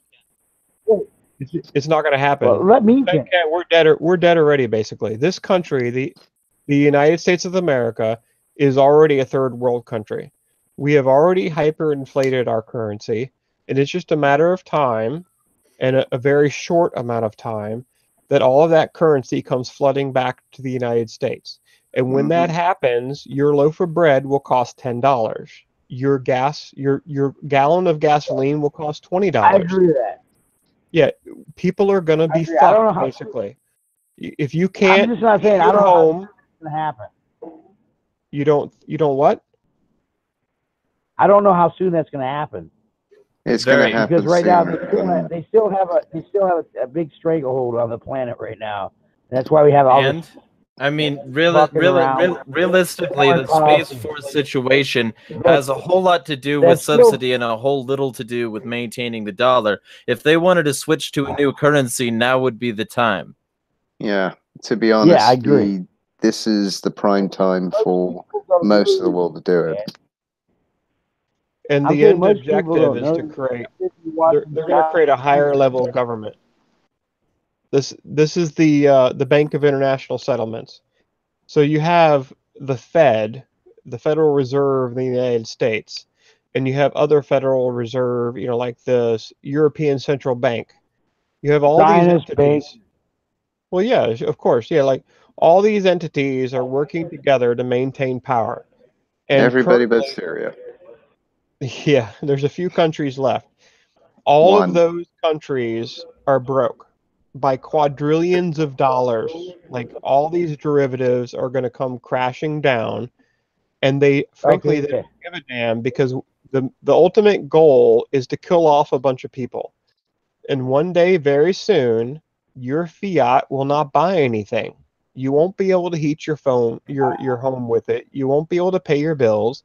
You won't be able to buy food, and a lot of people are going to die. It's going to be like the global Great Depression on steroids. And I think that's what Israel wants. That's what Israel wants, the greater Israel. That's what's going on over there. What I'm saying, though... Go ahead. Yeah, we're American Israel's bitch. Anyways, but what I'm saying is like the people in the United States right now, not us, okay? But I'm saying the people, they don't know. They're going to listen to Beyonce music and they're going to be distracted by their... You know what I'm saying? They're gonna have the distractions, and they don't know the shit that we're talking about. Dude, Yeah. Israel is a very small country with a very small military, with a very It's small growing. level of with a very small level of influence in terms of global Oh yeah. Well, in terms of global power. In terms of global power, they're much more useful as a foothold for the global elite than they are to make everybody their bitch. That whole like idea there is based on power connections that are real, but assuming that they're the only ones that exist is dumb. Everybody on this call and everybody listening to it. Hold on, everybody on this call and everybody listening to it. You should go look up the Greg Hunter Rob Kirby interview that I listened to today. It just posted. It went live maybe yesterday. I don't know. It's very recent. In that video, at the very end of it, skip to the end. I don't care. Don't spend the whole hour of your life listening to it. Skip to the end and listen to Rob Kirby. He is a forensic banking investigator. That is his job. That's his profession in life. I'm a private investigator. He specifies and pinpoints and narrows down his objective to forensic accounting investigation. And he is saying that this shit is coming to an end, and very quickly. All of his clients, everything that he knows tells him that everything as we know it today, our financial systems, the way we buy, the way we take on loans, everything is coming to an end. A lot of people, unfortunately, it's sad to think about. A lot of people don't realize what's coming, and they're going to die. It's not like they're going to be in a lot of debt. They're going to be sad. They're going to die. How much we give Israel a day? Does anybody answer that question? I can find out for you, but it's not that much, to be honest, mate, compared to the national debt, compared to the unfunded liabilities that we have. Dude, yeah. Over 7 million. Hey, stop. Let me talk for once, all right? 7 million a day, yeah? Yeah, that's a drop in the bucket. That's a drop in the bucket, mate. And we pay for their missiles, we pay for their bombs. Palestine sits there just gets smaller. Okay, so are we also ISIS's bitch? Are we also Al Qaeda's bitch? Because all of these institutions get massive funding from the U.S. government. I mean, I would accept it if you said Israel had a lot of power, but I will not accept it to say that Israel is at the head of literally all of this. That seems incredibly impossible. It's impossible. Well, look how they're expanding. Look at the map from 1947 and look at the map today. Maps don't lie. Yeah, they are. I really like. Okay, look, guys. Hey, I'm done. Look, listen, I've been quiet for 15 minutes. I just got to say something real fast. I want to be straight up with you, dude. Everyone else has been very nice. Everyone else has been very patient. Okay, none of us are upset with you about your ignorant ass views. We're more than. Conan, I want to hear you. You're breaking up, man. Happy to repeat all of that, Conan, for us. Discuss them with you. But the way this you seem like a really nice guy, and we don't want to make fun of you because we disagree with you, which we do. We're happy to discuss that with you. But the problem is, you say something, and wait, you have to listen to what we say, and then you reply back to that. That's how these conversations work. Every time you say something, and then we say, well, we disagree with you, and here's why, and you immediately, blah, blah, blah, blah. I can't hear anything that you're saying, they're saying, anyone's saying. It's nonsensical. If we want that, we'll go on Twitter, okay? So when people are talking, I'm just politely asking you to listen to what they have to say, and when you do speak, reply specifically to what's being addressed. I'm saying, dude, but it's really cramping my style, man. Well, let me tell you this, my friend. Let me tell you this. I had already started talking about something else in the beginning with. I got taken off topic, and now here we are. So don't give me. We also can't really hear you because you keep on chopping up, like Conan just did. So. Yeah. All right. So I mean, I'm not trying to offend anybody. I'm just saying. I was making a different point earlier. I got taken off that point, and then we got onto this point, and then I said about the Greater Israel Project. If you guys don't want to know about it, Then don't look it up. I don't give a fuck. I agree that there is a greater Israel project. But as a formal intel analyst and a contractor and somebody that's paying attention to all this stuff, I would actually not be surprised if Israel, and it sucks to be you if you're in and living in Israel, I would not be surprised if Israel is actually sacrificed in the coming conflict. And by sacrificed, I mean you all die. Like everybody living there is going to die. So Israel and the myth that all the Jews are in control and they're the ones behind all of this, it's impossible. It is impossible that the Jews are the ones that are the top level oligarchs. It's not possible. They are maybe one of the parties involved, but they are not the top party. You've got the Chinese, you've got the Russians, you have the royal English family.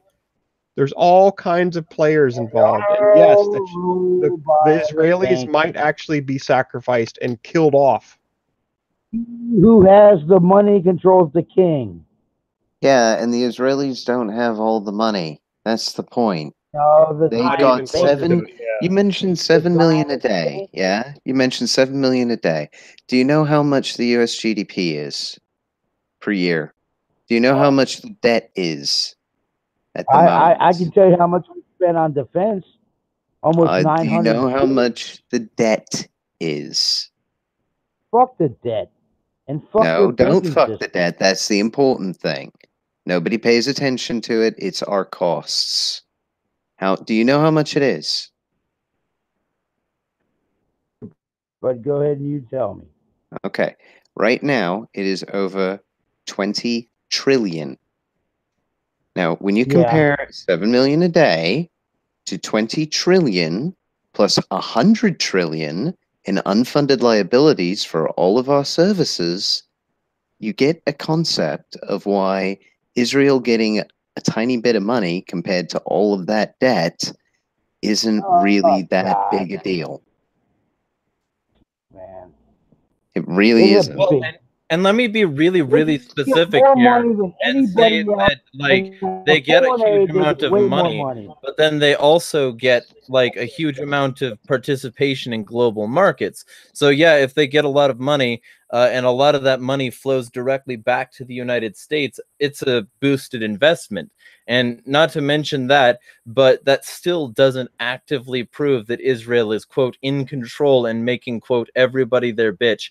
I don't like that kind of like phraseology, because essentially all you're doing is conceding that it doesn't matter how much verifiability a conspiracy has, it should be said. And to me, that completely detracts from every valid conspiracy out there. There's nothing. They get 7 million a day. I am a conspiracy 7 million theorist. a day. And? Okay? And? 7 million a day. Nobody else even comes close in our foreign aid, by the way. They get 7 million a day. Nobody else in foreign aid. Ask how much Palestine gets. You want to know? Nothing, I assume. They get a couple of spitballs. That's what they get. Come on, man. I'd like to say something. Yeah, go ahead. All right, I'd like to say something. Okay, first off, I don't want to make this all about Israel. Quite frankly, because I think that giving them that much attention when it's not due, all it does is add to their persecution complex that they continue to parade around. That would be the first thing. Then the second thing I would like to say is that going back to the video, was it Greg Hunter that you said had a video out? Is that USA Watchdog talking about the collapse? So is it the one that was posted 18 hours ago? Rob Kirby was in it. Okay. So if that's the one, excellent. Yep. Okay, good. That's good. I just added that to my playlist. I'm going to watch that later. I had two quotes that I wanted to bring up real quick, just because we were on the topic of people defending themselves in their communities, and I know that somebody had mentioned that when was it okay to kill a cop, and we kind of went away from that for a little while, and just like to get back to it really quick because Yeah, no problem. I had a really good quote here, and it's from Alexander Solzhenitsyn. I know everybody's probably read it, from the Gulag Archipelago, but I would like to say it is that and how we burned in the camps later, thinking, what would things have been like if every security operative, when he went out at night to make an arrest, had been uncertain whether he would return alive and had to say goodbye to his family, or if during periods of mass arrests, as for example in Leningrad, when they arrested a quarter of the entire city, people had not simply sat up in their lairs, paling with terror at every bang of the downstairs door and at every step on the staircase, but had understood that they had nothing left to lose and had boldly set up in the downstairs hall an ambush of half a dozen people with axes, hammers, pokers, or whatever else was at hand. The organs would have quickly suffered a shortage of officers and transport, and notwithstanding all of Stalin's thirst, the cursed machine would have ground to a halt. If we didn't love freedom enough, and even more, we had no awareness of this real situation, we purely and simply deserved everything that happened afterwards. Now, the reason why I wanted to read that was because there are people who do record this, and there are people who look at this later and say, are these the kind of guys that we want to put on some type of watch list? And I want to just make it very plainly clear that I think that Solzhenitsyn outlined exactly when it's okay to shoot a cop. I think that he outlined it at a time when it was very obvious and very clear cut that there was a time when they were to grind the machine to a halt. Now, what I would say is that people need to take this to heart and look at this, because these people had what was called a butter knife brigade, where they would send people out with a butter knife, and their job was to come back with something more deadly. That was their job. They would send people out with small, sharp implements, and their job was to come back with firearms if they could get one. Now, there is an opportunity that Americans have to not have to go out with a butter knife. And so this is a opportunity where people should be going out. And when I say recruiting, I don't mean building a militia, but we'll use that term for just a moment. So basically, people who want freedom have got to understand that there's only one way that you obtain freedom, and there's only one way that you keep it. And that is by force. That is it. There's only one way that you keep freedom, and that is by force.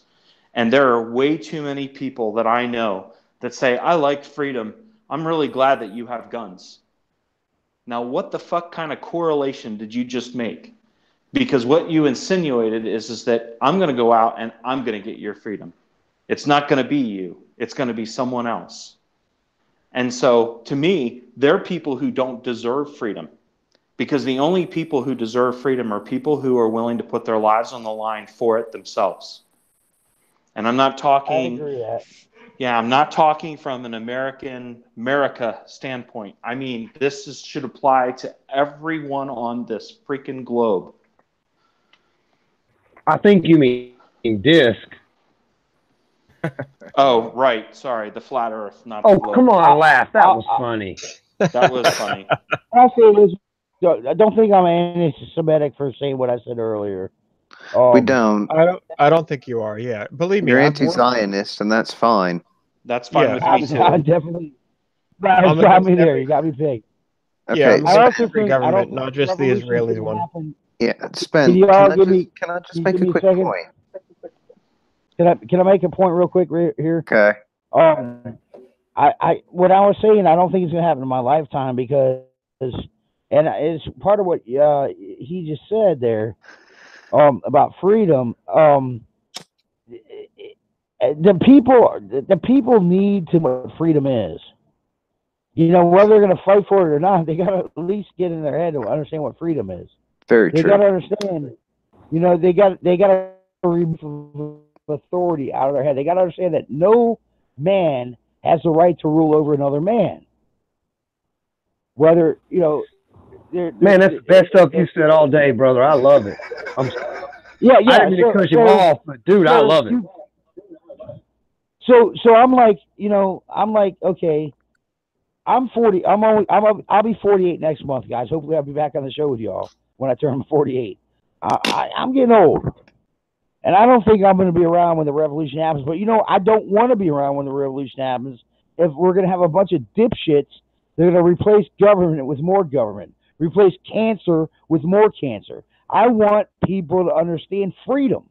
I want people to understand to remove that belief of authority out of their heads and say, "Hey, I'm free. I understand what freedom is," and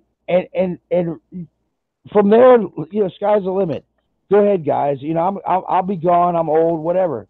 But I want that for humanity. I want that for y'all's kids. I don't have any kids, but I want that for y'all's kids, youngsters, and whatnot. So you understand what I'm saying? I want that for everybody, but I don't want to like have this big revolution, and then you know, like, oh, okay, fuck Trump, let's get Hillary in there. That's cancer with more cancer. You know what I'm saying? Yeah. Well, look, man, we're all gonna die. You're gonna die, but you're probably before this shit pops off. So stock up on canned beans, ammo, and follow is the best advice I can give. Whether you like it or not, you're probably going to be in for this ride. And honestly, it's not an all bad thing. Who do you want to have to fight this fight? Do you want to fight it, or do you want to pawn it off on our kids? I'd rather do it now. I mean, I don't have a choice in the matter. You know, we don't get to pick the day that this shit happens, but I'd rather deal with it than pawn it off on my kids, because that's what no offense to the present company, but that's what our boomer parents did. You guys just passed the buck on to us. Well, yeah. And you know, my dad was saying earlier that why you do what you do and do what you do, because you didn't, because you all in your generation didn't. He's 87 years old, you know, and so you know what I'm saying. So you know, there's a reason I do what I do. I go on the Friday Night Super Show. I do what I do. You said he's 87 years old. Did he fight in World War II? Nah, he actually got lucky. He was born in 30. Okay. But he didn't get. He was just a little too young to go in there. My uncle did. He was a couple years older. He was there. He's still alive. He's like, my grandfather like survived 93. Yeah, my grandfather survived D-Day, but he died in the force of France. And let me tell you, like, nobody wants. I don't welcome what's coming. I just know what's coming. Like the whole exchange stabilization fund and Rob Kirby thing. There is already in place the inflation that will cause hyperinflation in the United States. And by inflation, I mean your currency won't buy anything. It's already happened. People are like, how could that possibly happen? It's already happened. There's dark pools of money, and that's these experts' terms, not mine. They call it dark pools of money. That has already happened. It already exists. And you can go to the store and look at all the inflation, the price inflation, the smaller packages of foods. That stuff has already happened. The poorest people are the ones being hurt the most. Your money just doesn't buy what it used to buy. I'm so-called higher middle class. In 2005, I made more than I do now in 2018 because of inflation. I'm slowly being robbed to death, basically, of my purchasing power. Exactly. And that's the key. Like, it's what your money can buy. And in the near future, your money won't buy anything. So how are you going to survive when your money buys nothing? That's all the smart people that are either listening or in this call. That is your number one concern. How are you going to survive and protect and make sure your children survive in an environment when your fiat money buys nothing? That's your main. I know for a fact. Yeah, I try to tell my dad, I was like, okay, you're promised. Let's just take an easy number, $100. You're promised $100 in your retirement, your pension, right? But then they're printing money out of thin air. All of a sudden, that $100 turns to $85. Do you think they're going to give you an extra $115 to make up for it?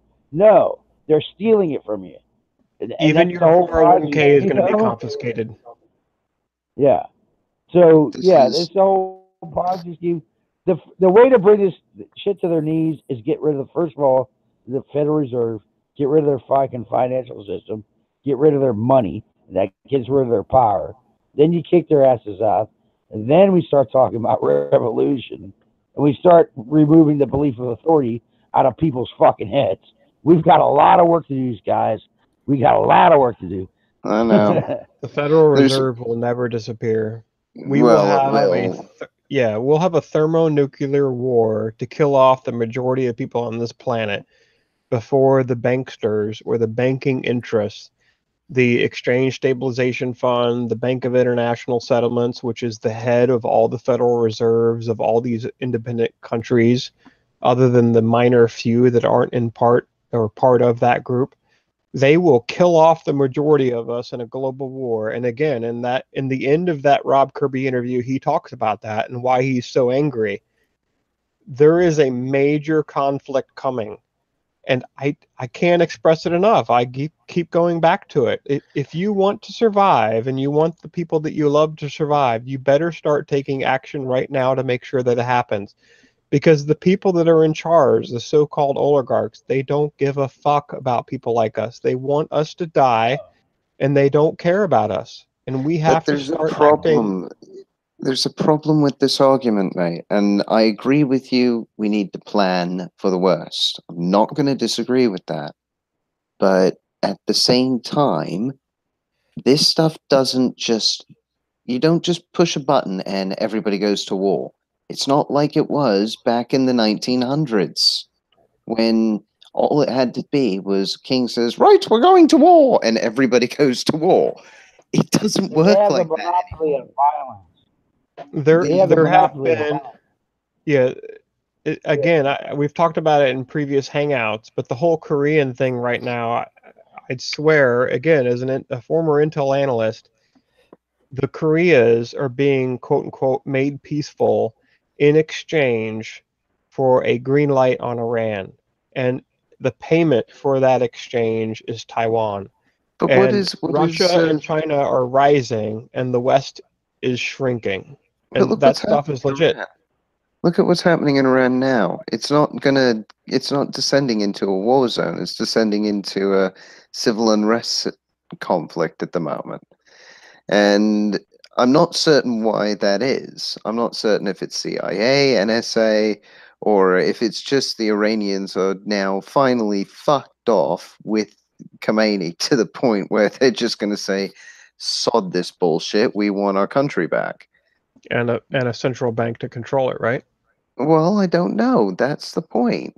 That's the problem. We're making an assumption here on a group of people that we really don't know that well, to be quite frank. Well, most of us don't know Iran. If you, I agree that most of us don't know Iranians and Persians, but for whatever it's worth, I have a moderate amount of experience with some Iranians. They're Persians. They prefer to be called Persians.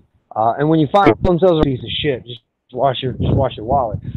But I would say a really good point there is that unfortunately the people in Iran are to the point where they're so frustrated that it's one of those, oh God, anything would be better than this. One of those things, fascism, Hitler could have never happened if it weren't for communism. A lot of people fascism, as many wiser people than I, Von Mises, touched on it also. Fascism often erupts from communism as a reactionary pushing out. When communism snaps over the economy, then what happens is fascism is created because there is something left for the fascist on. That it's usually set with good and rage and frustration. This is the reason that many Islamist fundamentalists are so akin to fascists. There are great memes out there that point this out, because the person is, they're put in that position. You are angry, and fascism is most efficient way to do that and still maintain a collectivist socialist state. So for that reason, it's very common that transition happens. That's my greatest concern. And what you guys pointed out, what's going to happen is the Mullah is going to be overthrown. He's going to be overthrown from within. We're not even going to have to hit Iran. Iran is going to collapse within itself, and we're just going to have to. But you best believe it's going to get rebuilt all nice and shiny, and the people are going to be all free, and there's a centralized bank right in the middle of it all, and everything's going to be status quo. You're breaking up a little bit, but you're saying that Iran's going to be overtaken, either a coup or conquered? Well, no, I don't necessarily. I mean, either one would occur inevitably. My point is that we're going to see the same thing in Iran that we've seen in many other places, because the people that live in Iran do not handing. They don't have they don't grasp the fact that, wow, we're one of three nations that are not, directly, subjugated to a central bank. They don't understand the idea of centralized banking. What they understand is horrible, violent theocracy and corruption abound, and they're frustrated with it. And for the same reason that a communist ideology on an economy that's still functional can cause a fascist, for that same cause and effect, see from within a similar backlash that wouldn't even require invasion. We would just do what we do, what spooks are so good at, and encourage the people and facilitate. And that's going to be, as long as it's replaced with something that's favorable to the powers that be, which would go right back to your point with a nice, cozy central bank right in the middle. So, yeah, the Ayatollah, he's gone. His days are numbered. And Iran will fall in that regard. But the point is that what's going to replace Iran is either going to be, one, some crazy Islamo-fascist fundamentalism. Turkey is a real good example. I really hate those guys. Or another possibility would be that you would have some sort of a Somalia situation. Either one is going to be bad, but either one is going to end up with a central bank. The Somalia situation is not going to persist. It's not going to last. Like, Somalia doesn't have anything they want. Whereas Iran, for that reason, even if you do see this sort of unstable situation where you have several different groups, governments, factions, what have you, fighting and squabbling, all that's going to be settled very quickly, and it's going to end. It doesn't matter. It's all going to end the same way. It's going to end with a government that's down with what's going on. It's going to end with a government that has a centralized bank. It's going to end with a government that this that we are dealing with. It's just going to be, instead of having three nations that are not connected to a central bank, we'll have two.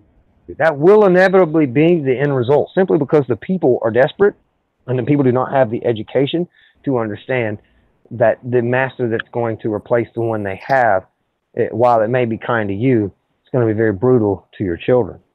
Yeah, I disagree. I think Iran is going to reactivate their nuclear plants.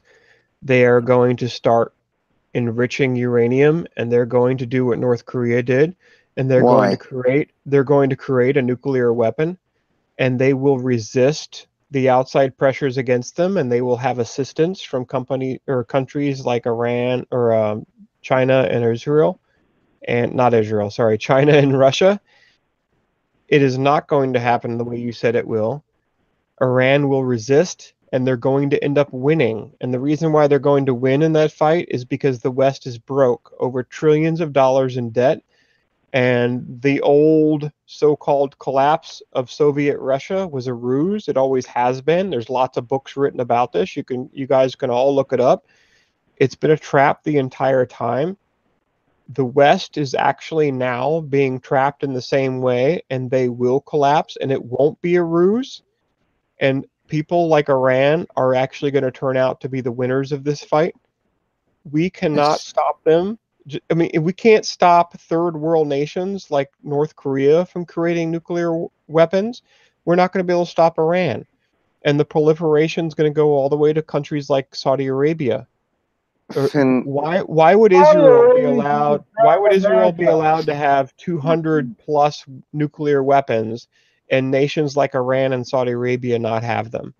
Finn, It's Saudi out of the Arabia bag, and does. it's not going to get better. It's going to be way Finn, worse. Saudi Arabia has them. And also, North Korea was a Potemkin village, mate. It wasn't really anything. If it had Well- nukes, they were given to them through the Uranium One scandal. And North Korea probably has the same always as- been a pawn of China, and unfortunately, it probably always would be. So yes, There's an if argument they to have be nukes, said that which it's a because- pawn of the CIA as well, mate. It's not necessarily just all China, because that thing has been basically every time they needed a distraction, they just poked North Korea, and all of a sudden everybody's on high alert because North Korea is suddenly raising a nuke. Meanwhile, shitloads of legislation's being passed that's curbing our freedoms online, or making it easier to spy on us, or sending 1,000 drones out to It's Pakistan. way worse than that. It's way worse than that.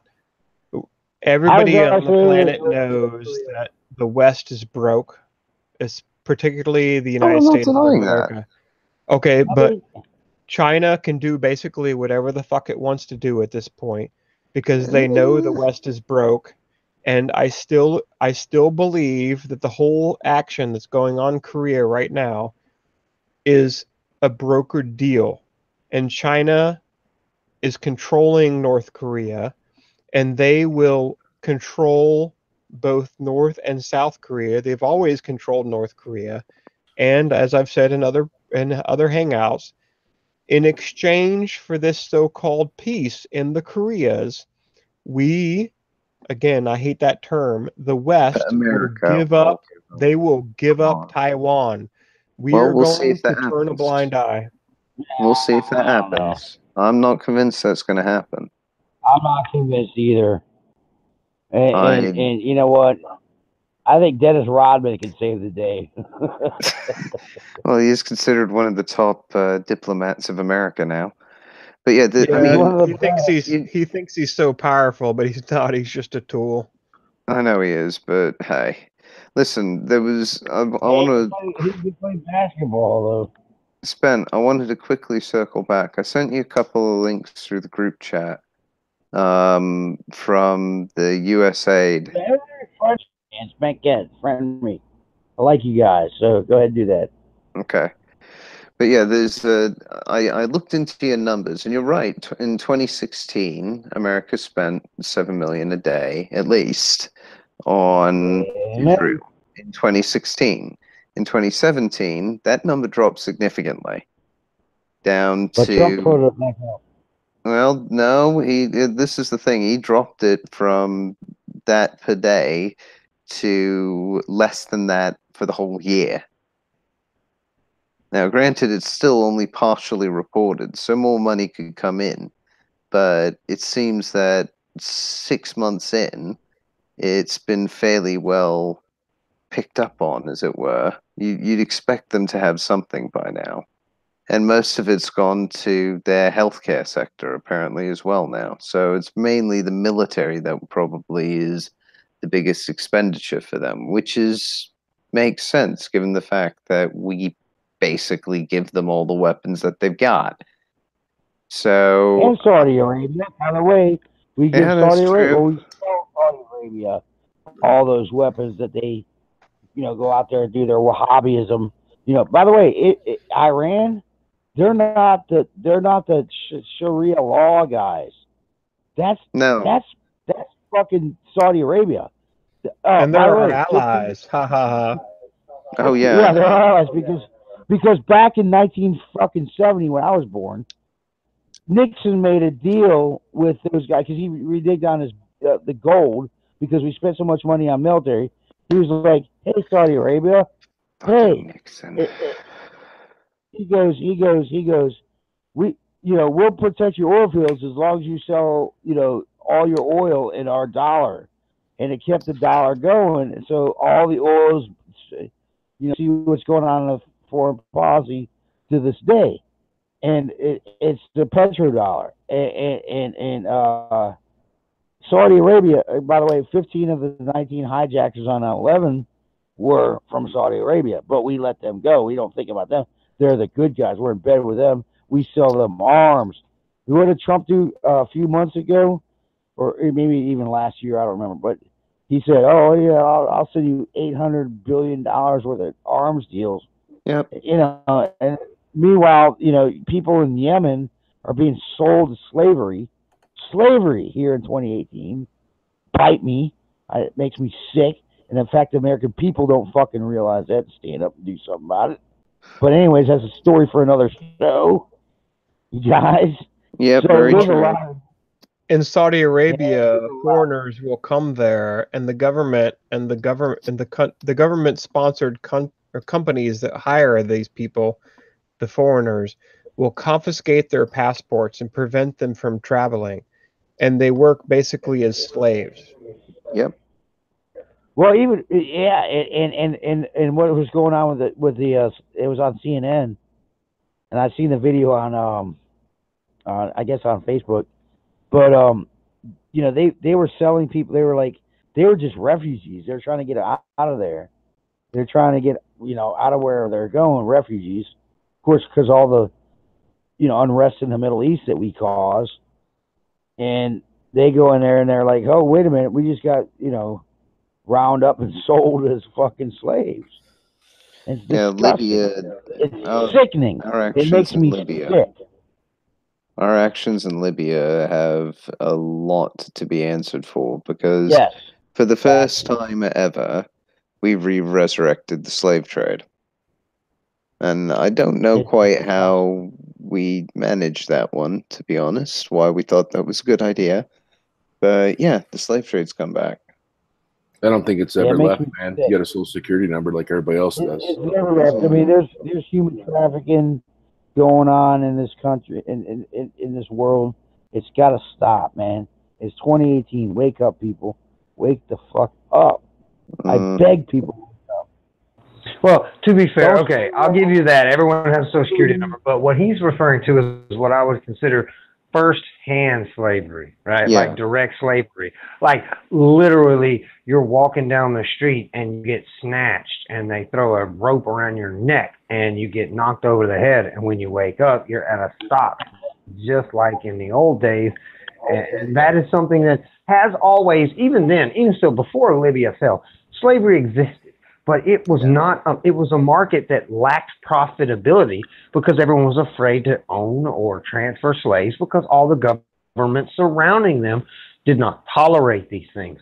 And one thing, look, you can say what you want about Gaddafi. There's a lot of bad things you can say about Gaddafi, but here's a good thing I can say about Gaddafi, with the exception of the king of Jordan, and with it's arguable over how bad Netanyahu is.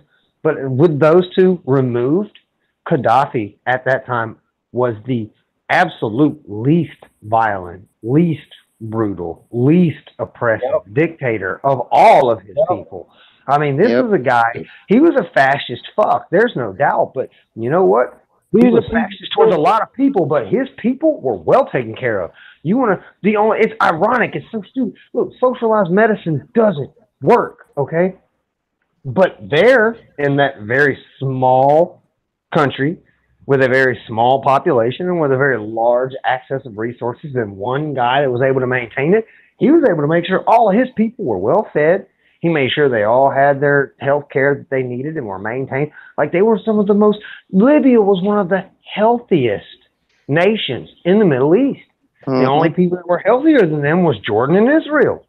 And if you look at the position that Libya was in at that time, that's astounding, because countries like Turkey should have been doing way better than Libya. There's no reason for a country like Turkey to be performing more poorly, but they did great. So there's a lot of bad things you could say about Gaddafi, but it's just remember, just replace the name Gaddafi with Assad. That's all you have to do. Doing the exact same thing all over again. Because you say what you want about Assad. There's a lot of bad things about Assad, but he doesn't let the jihadists go around and murder all of the Christians that they have. But you know, Western Christians don't. Western Christians are just like Western Jews, man. They don't give a fuck about you if you're brown or from the Middle East. They don't give a fuck if you're the original, the OG. You don't matter. But I do digress, and I do preach to the choir. Well, Libya Hey, was man. just like Spend. Syria is. I'll give you and hallelujah. all cut. Gaddafi was going to a gold standard, and then he got taken Yeah. out, just like Spain, just like most of the countries. They want to destabilize the Middle East for the great. They want them to fucking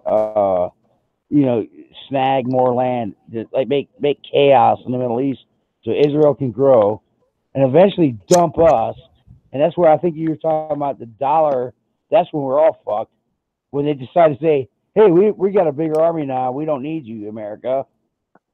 Iran's very We different. don't even care about your Federal Reserve anymore. As Fuck we've you, you're a third mentioned, world country. as we've mentioned, Go Muslim ahead and states. go down to football games with Colin Kaepernick. We don't give a shit. Fuckers. Fuck them. As we've mentioned, Saudi Arabia, let's have a thought in a moment to talk about the police of vice and virtue. Because they seem to be getting imported. You can't say certain things in certain countries. You can't say certain... if you're in China, for example, you will be arrested if you use the letter N to express negativity. So just the letter N on its own to say no is considered a social credit loss in their new social credit system, which will deprive you of your right to travel, your right to talk on social networks in China, and a lot of other things that we would normally consider to be okay to have for saying, I disagree. And that's it. In Britain, as I said earlier, it's now technically under law. There's now precedent that has been set that to make fun of Nazis is anti-Semitic, and to make fun of really anybody is in some way a hate crime, which is freaking terrifying as an American, because you just can't really say anything whatsoever and not expect somebody to get offended. Because if you say something like, even if you say the sky is blue in Britain, that can be offensive simply because it's usually raining here. Now, lately it's been quite sunny, but normally it ain't blue.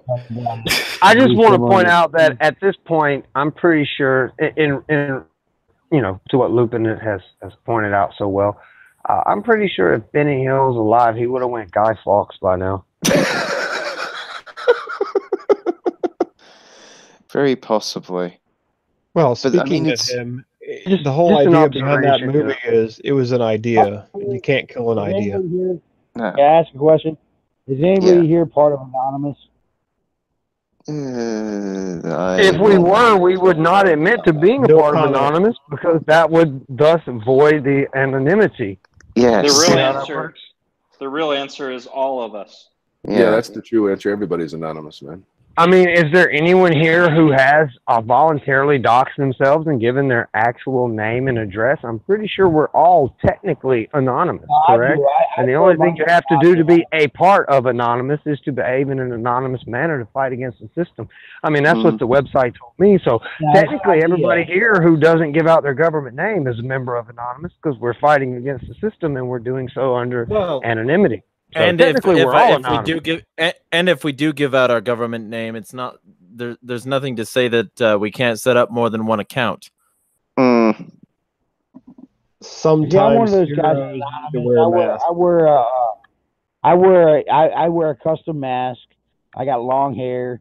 I stand out like a sore thumb, and I'm good with that. It's all good. People know me, Spent Kent, and I do my thing. Because I'm really not anonymous as far as that goes, like just wearing a hood and just like fitting in with the rest of the guys. But I know the players in Anonymous. I'm a player in Anonymous, and I do my own thing. I don't care. but there's a lot of people that, like you're saying, you guys are just saying, we got to stand on. We don't want to tell anybody who we are or whatever. Me and a few other people really don't care. We stand out and we wear custom masks, and it's all good. Now I don't really hang with anonymous that much. Except the collective, like Steve Grant, and he's a good buddy of mine. I don't know if y'all know Steve Grant. I PCP. don't know. Y'all know Power for People, PCP, Steve Grant, Payday Monsanto. All right. Anyways,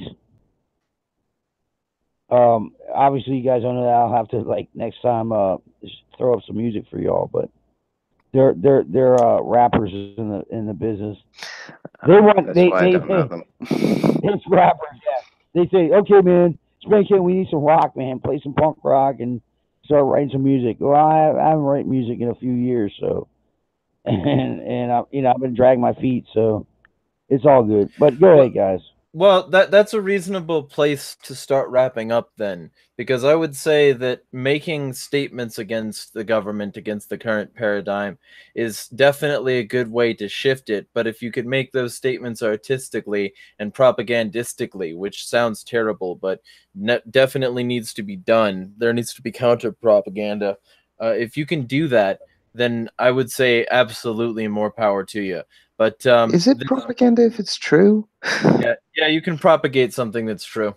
It just has to propagate a message through art that has a specific bent or bias toward pushing one or more political or anti-political messages. It's basically a propaganda as long as it has an artistic veneer over a philosophical or political message. So, I yeah. like how technical you are, Jeremiah. I love that, because it's really important in our movement that we be able to clearly define. You can't have things bleed over, because that's when ANCOMs happen. Well, so and it's great that you concisely define propaganda. So it's not. It's like discrimination. It's not automatically a bad thing. It's the application of it that makes it good or bad, right, or neutral. Or hate. And let me be real specific. I know personally plenty of authentic anarcho-communists, and it, like capitalism, has been tainted by the state. That's no real excuse to throw out the ideas, just certain people who call themselves that. Just getting that out there. Okay, well, as soon as they understand what stuff is, I'll stop shooting them when I see them outside my shed. I'm just getting that out there. Capitalism and communism. Fuck them both. It's like, why are we going to argue about this shit? Just be anarchists. Stop all this fighting. That's also a really acute point, sir. Good on you. Yeah, I'll put up with them if they fight the state. I mean, I'm in the middle of this shit with people. One of my best friends is a communist. And the other one's an ANCAP. I'm like, what are y'all fighting over? Arguing with each other. They're both part of my my anonymous sector called Rough Sec. As long as what they're doing is voluntary, I don't care. Like, there's no collectivism if you're following people voluntarily. And the key to all of this, getting back to the core discussion point tonight, is the law enforcement need to pay a very heavy price when they trample on people's individual rights, which is why I would get back to defend yourself well. Have a rifle, know how to use it, use your abilities to make sure that if your rights are trampled upon, there's a heavy price to be paid.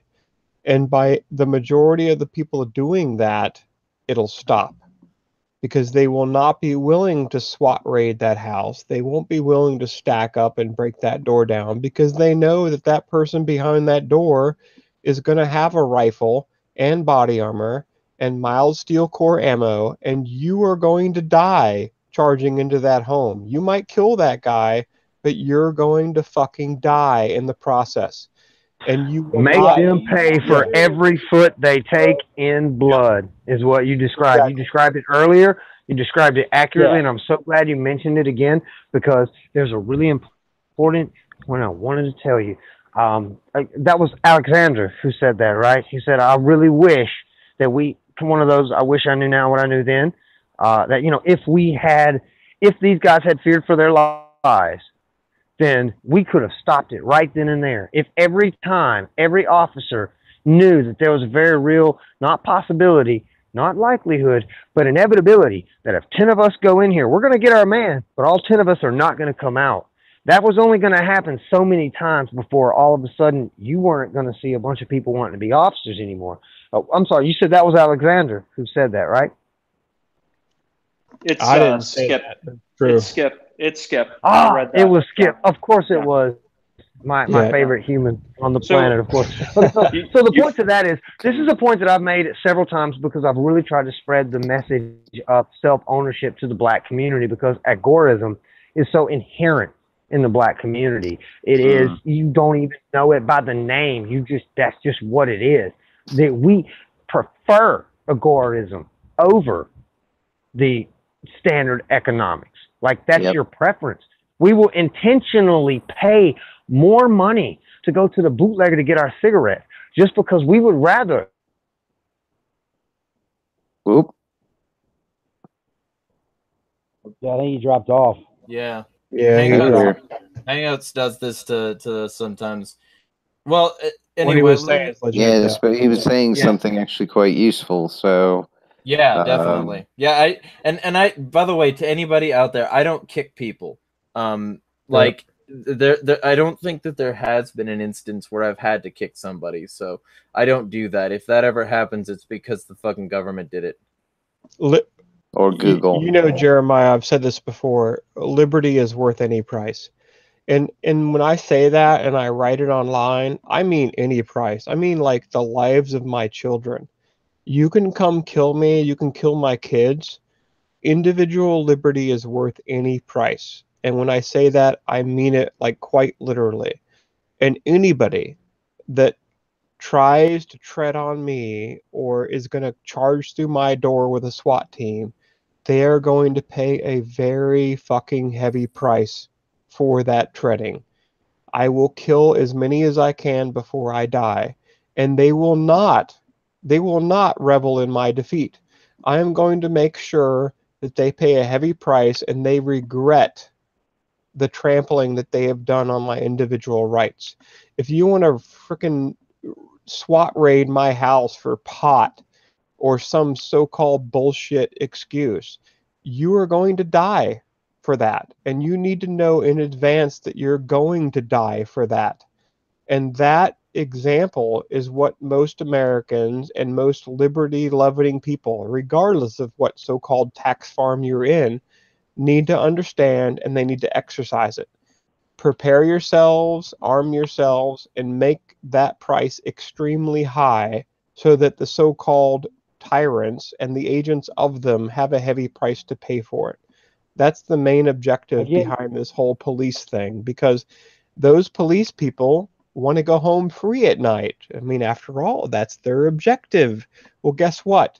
If you fuck with me, you're not going to go home free at night. I'm going to kill as many of you as I can, because that is just and righteous, and it's what I have ability in defense of my rights. I will do it, and I will exercise it.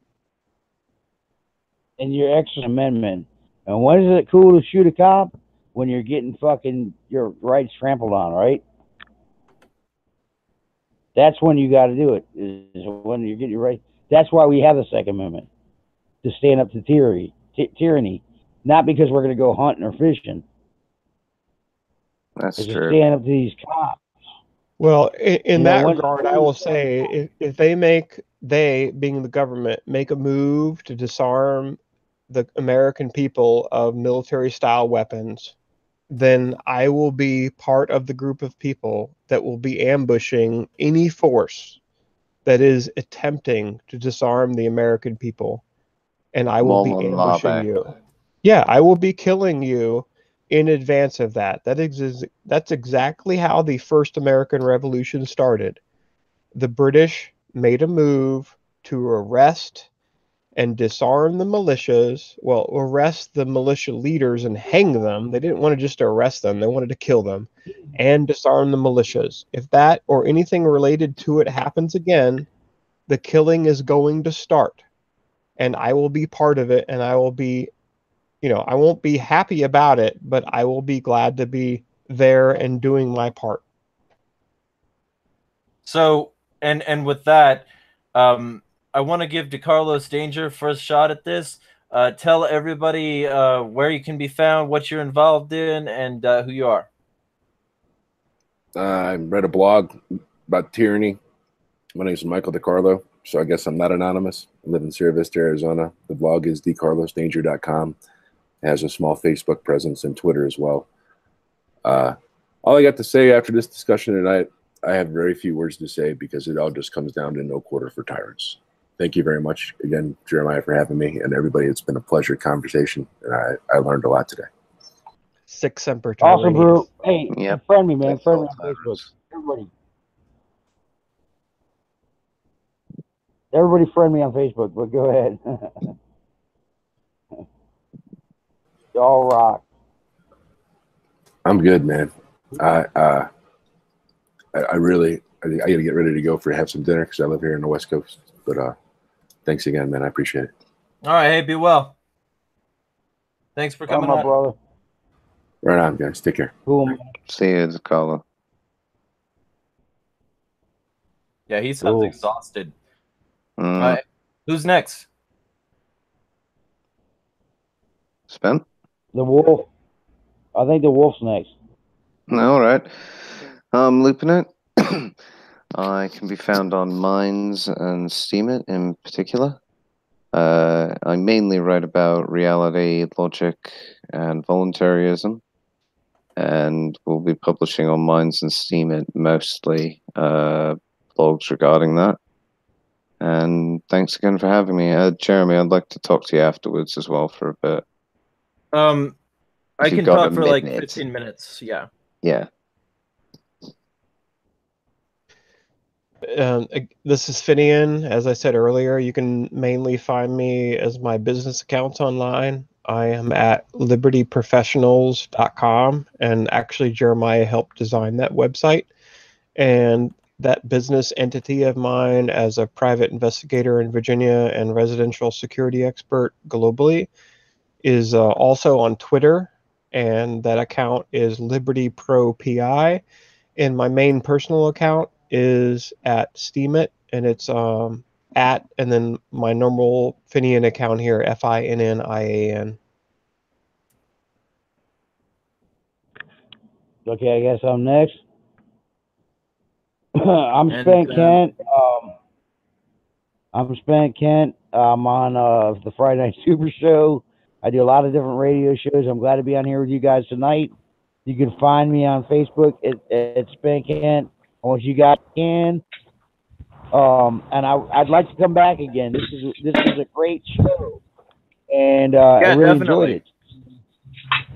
So you guys, I'm Spent Kent. Find me. I'm out there. I'm always in the mix, man. I'm always battling, rock and rolling, doing my thing, So I'm a co-host of the Friday Night Super Show. I do other shows, and I like being on here tonight with you guys, and I'm glad I reached out to Jeremy. So it's awesome. So thanks guys, friend me, especially you across the pond there.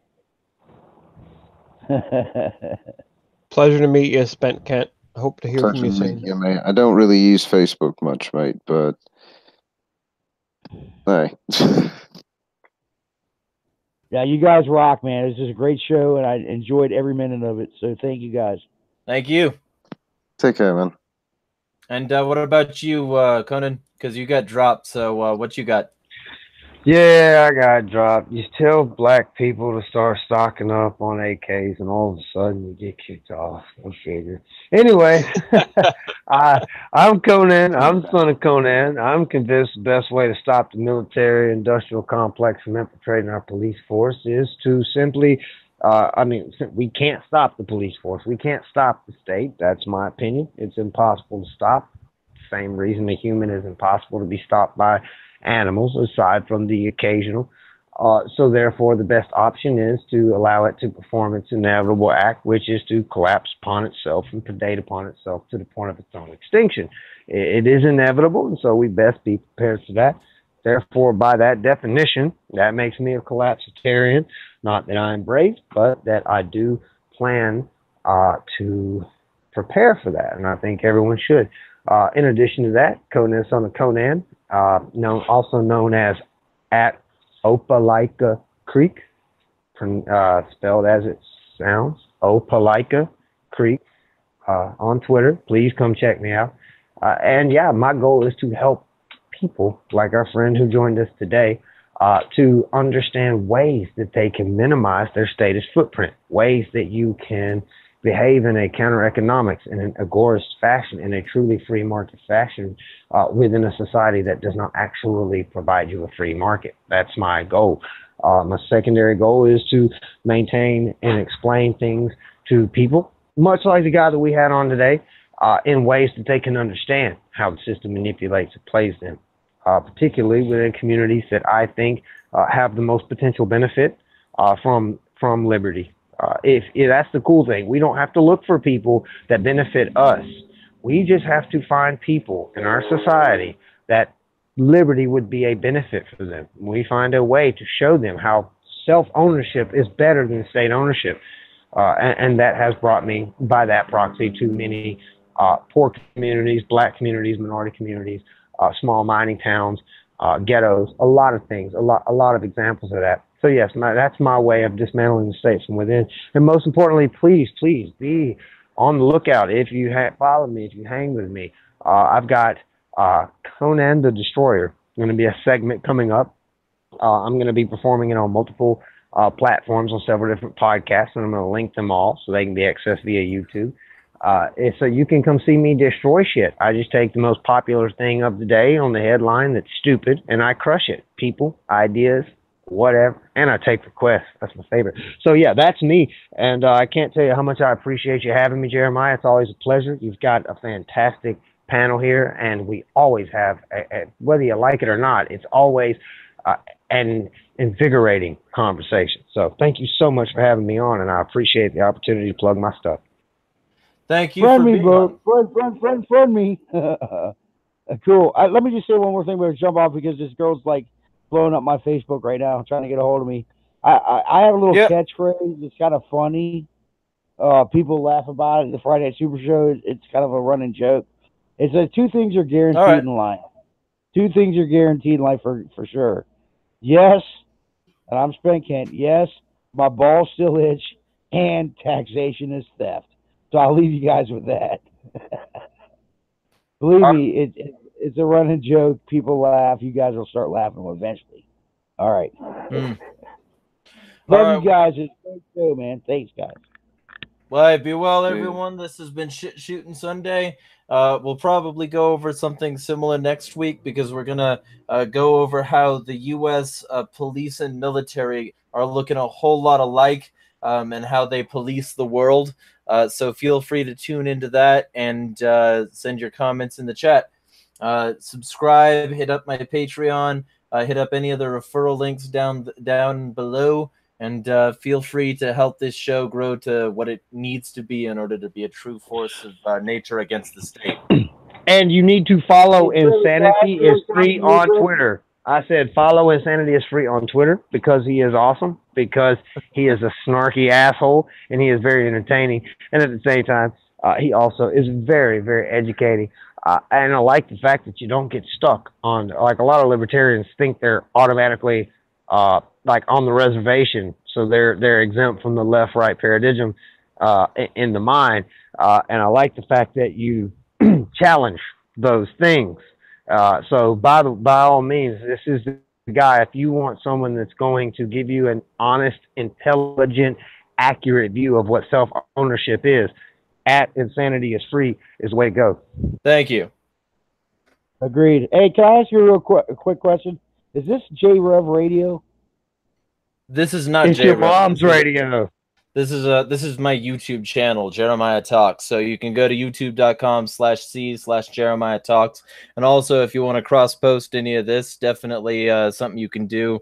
I have all my shit set to Creative Commons 0 license, which basically means no license. because I don't believe in intellectual property, and I don't believe in pursuing people for cross-posting content. And I also don't like the fact that YouTube is a bag of cunts in many ways, and I want to prevent my channel from cucking to that shit. So, anyway, I thought Rap. So you know Trip. I think you know Trip. So okay, man. Well, we'll talk later, man. I'm gonna go ahead and let's. All right. Well, be well, everyone. I will see y'all around. Take care, brother. Thanks for having us. Yep. Thanks all. Good night. Guys. Cheers, guys.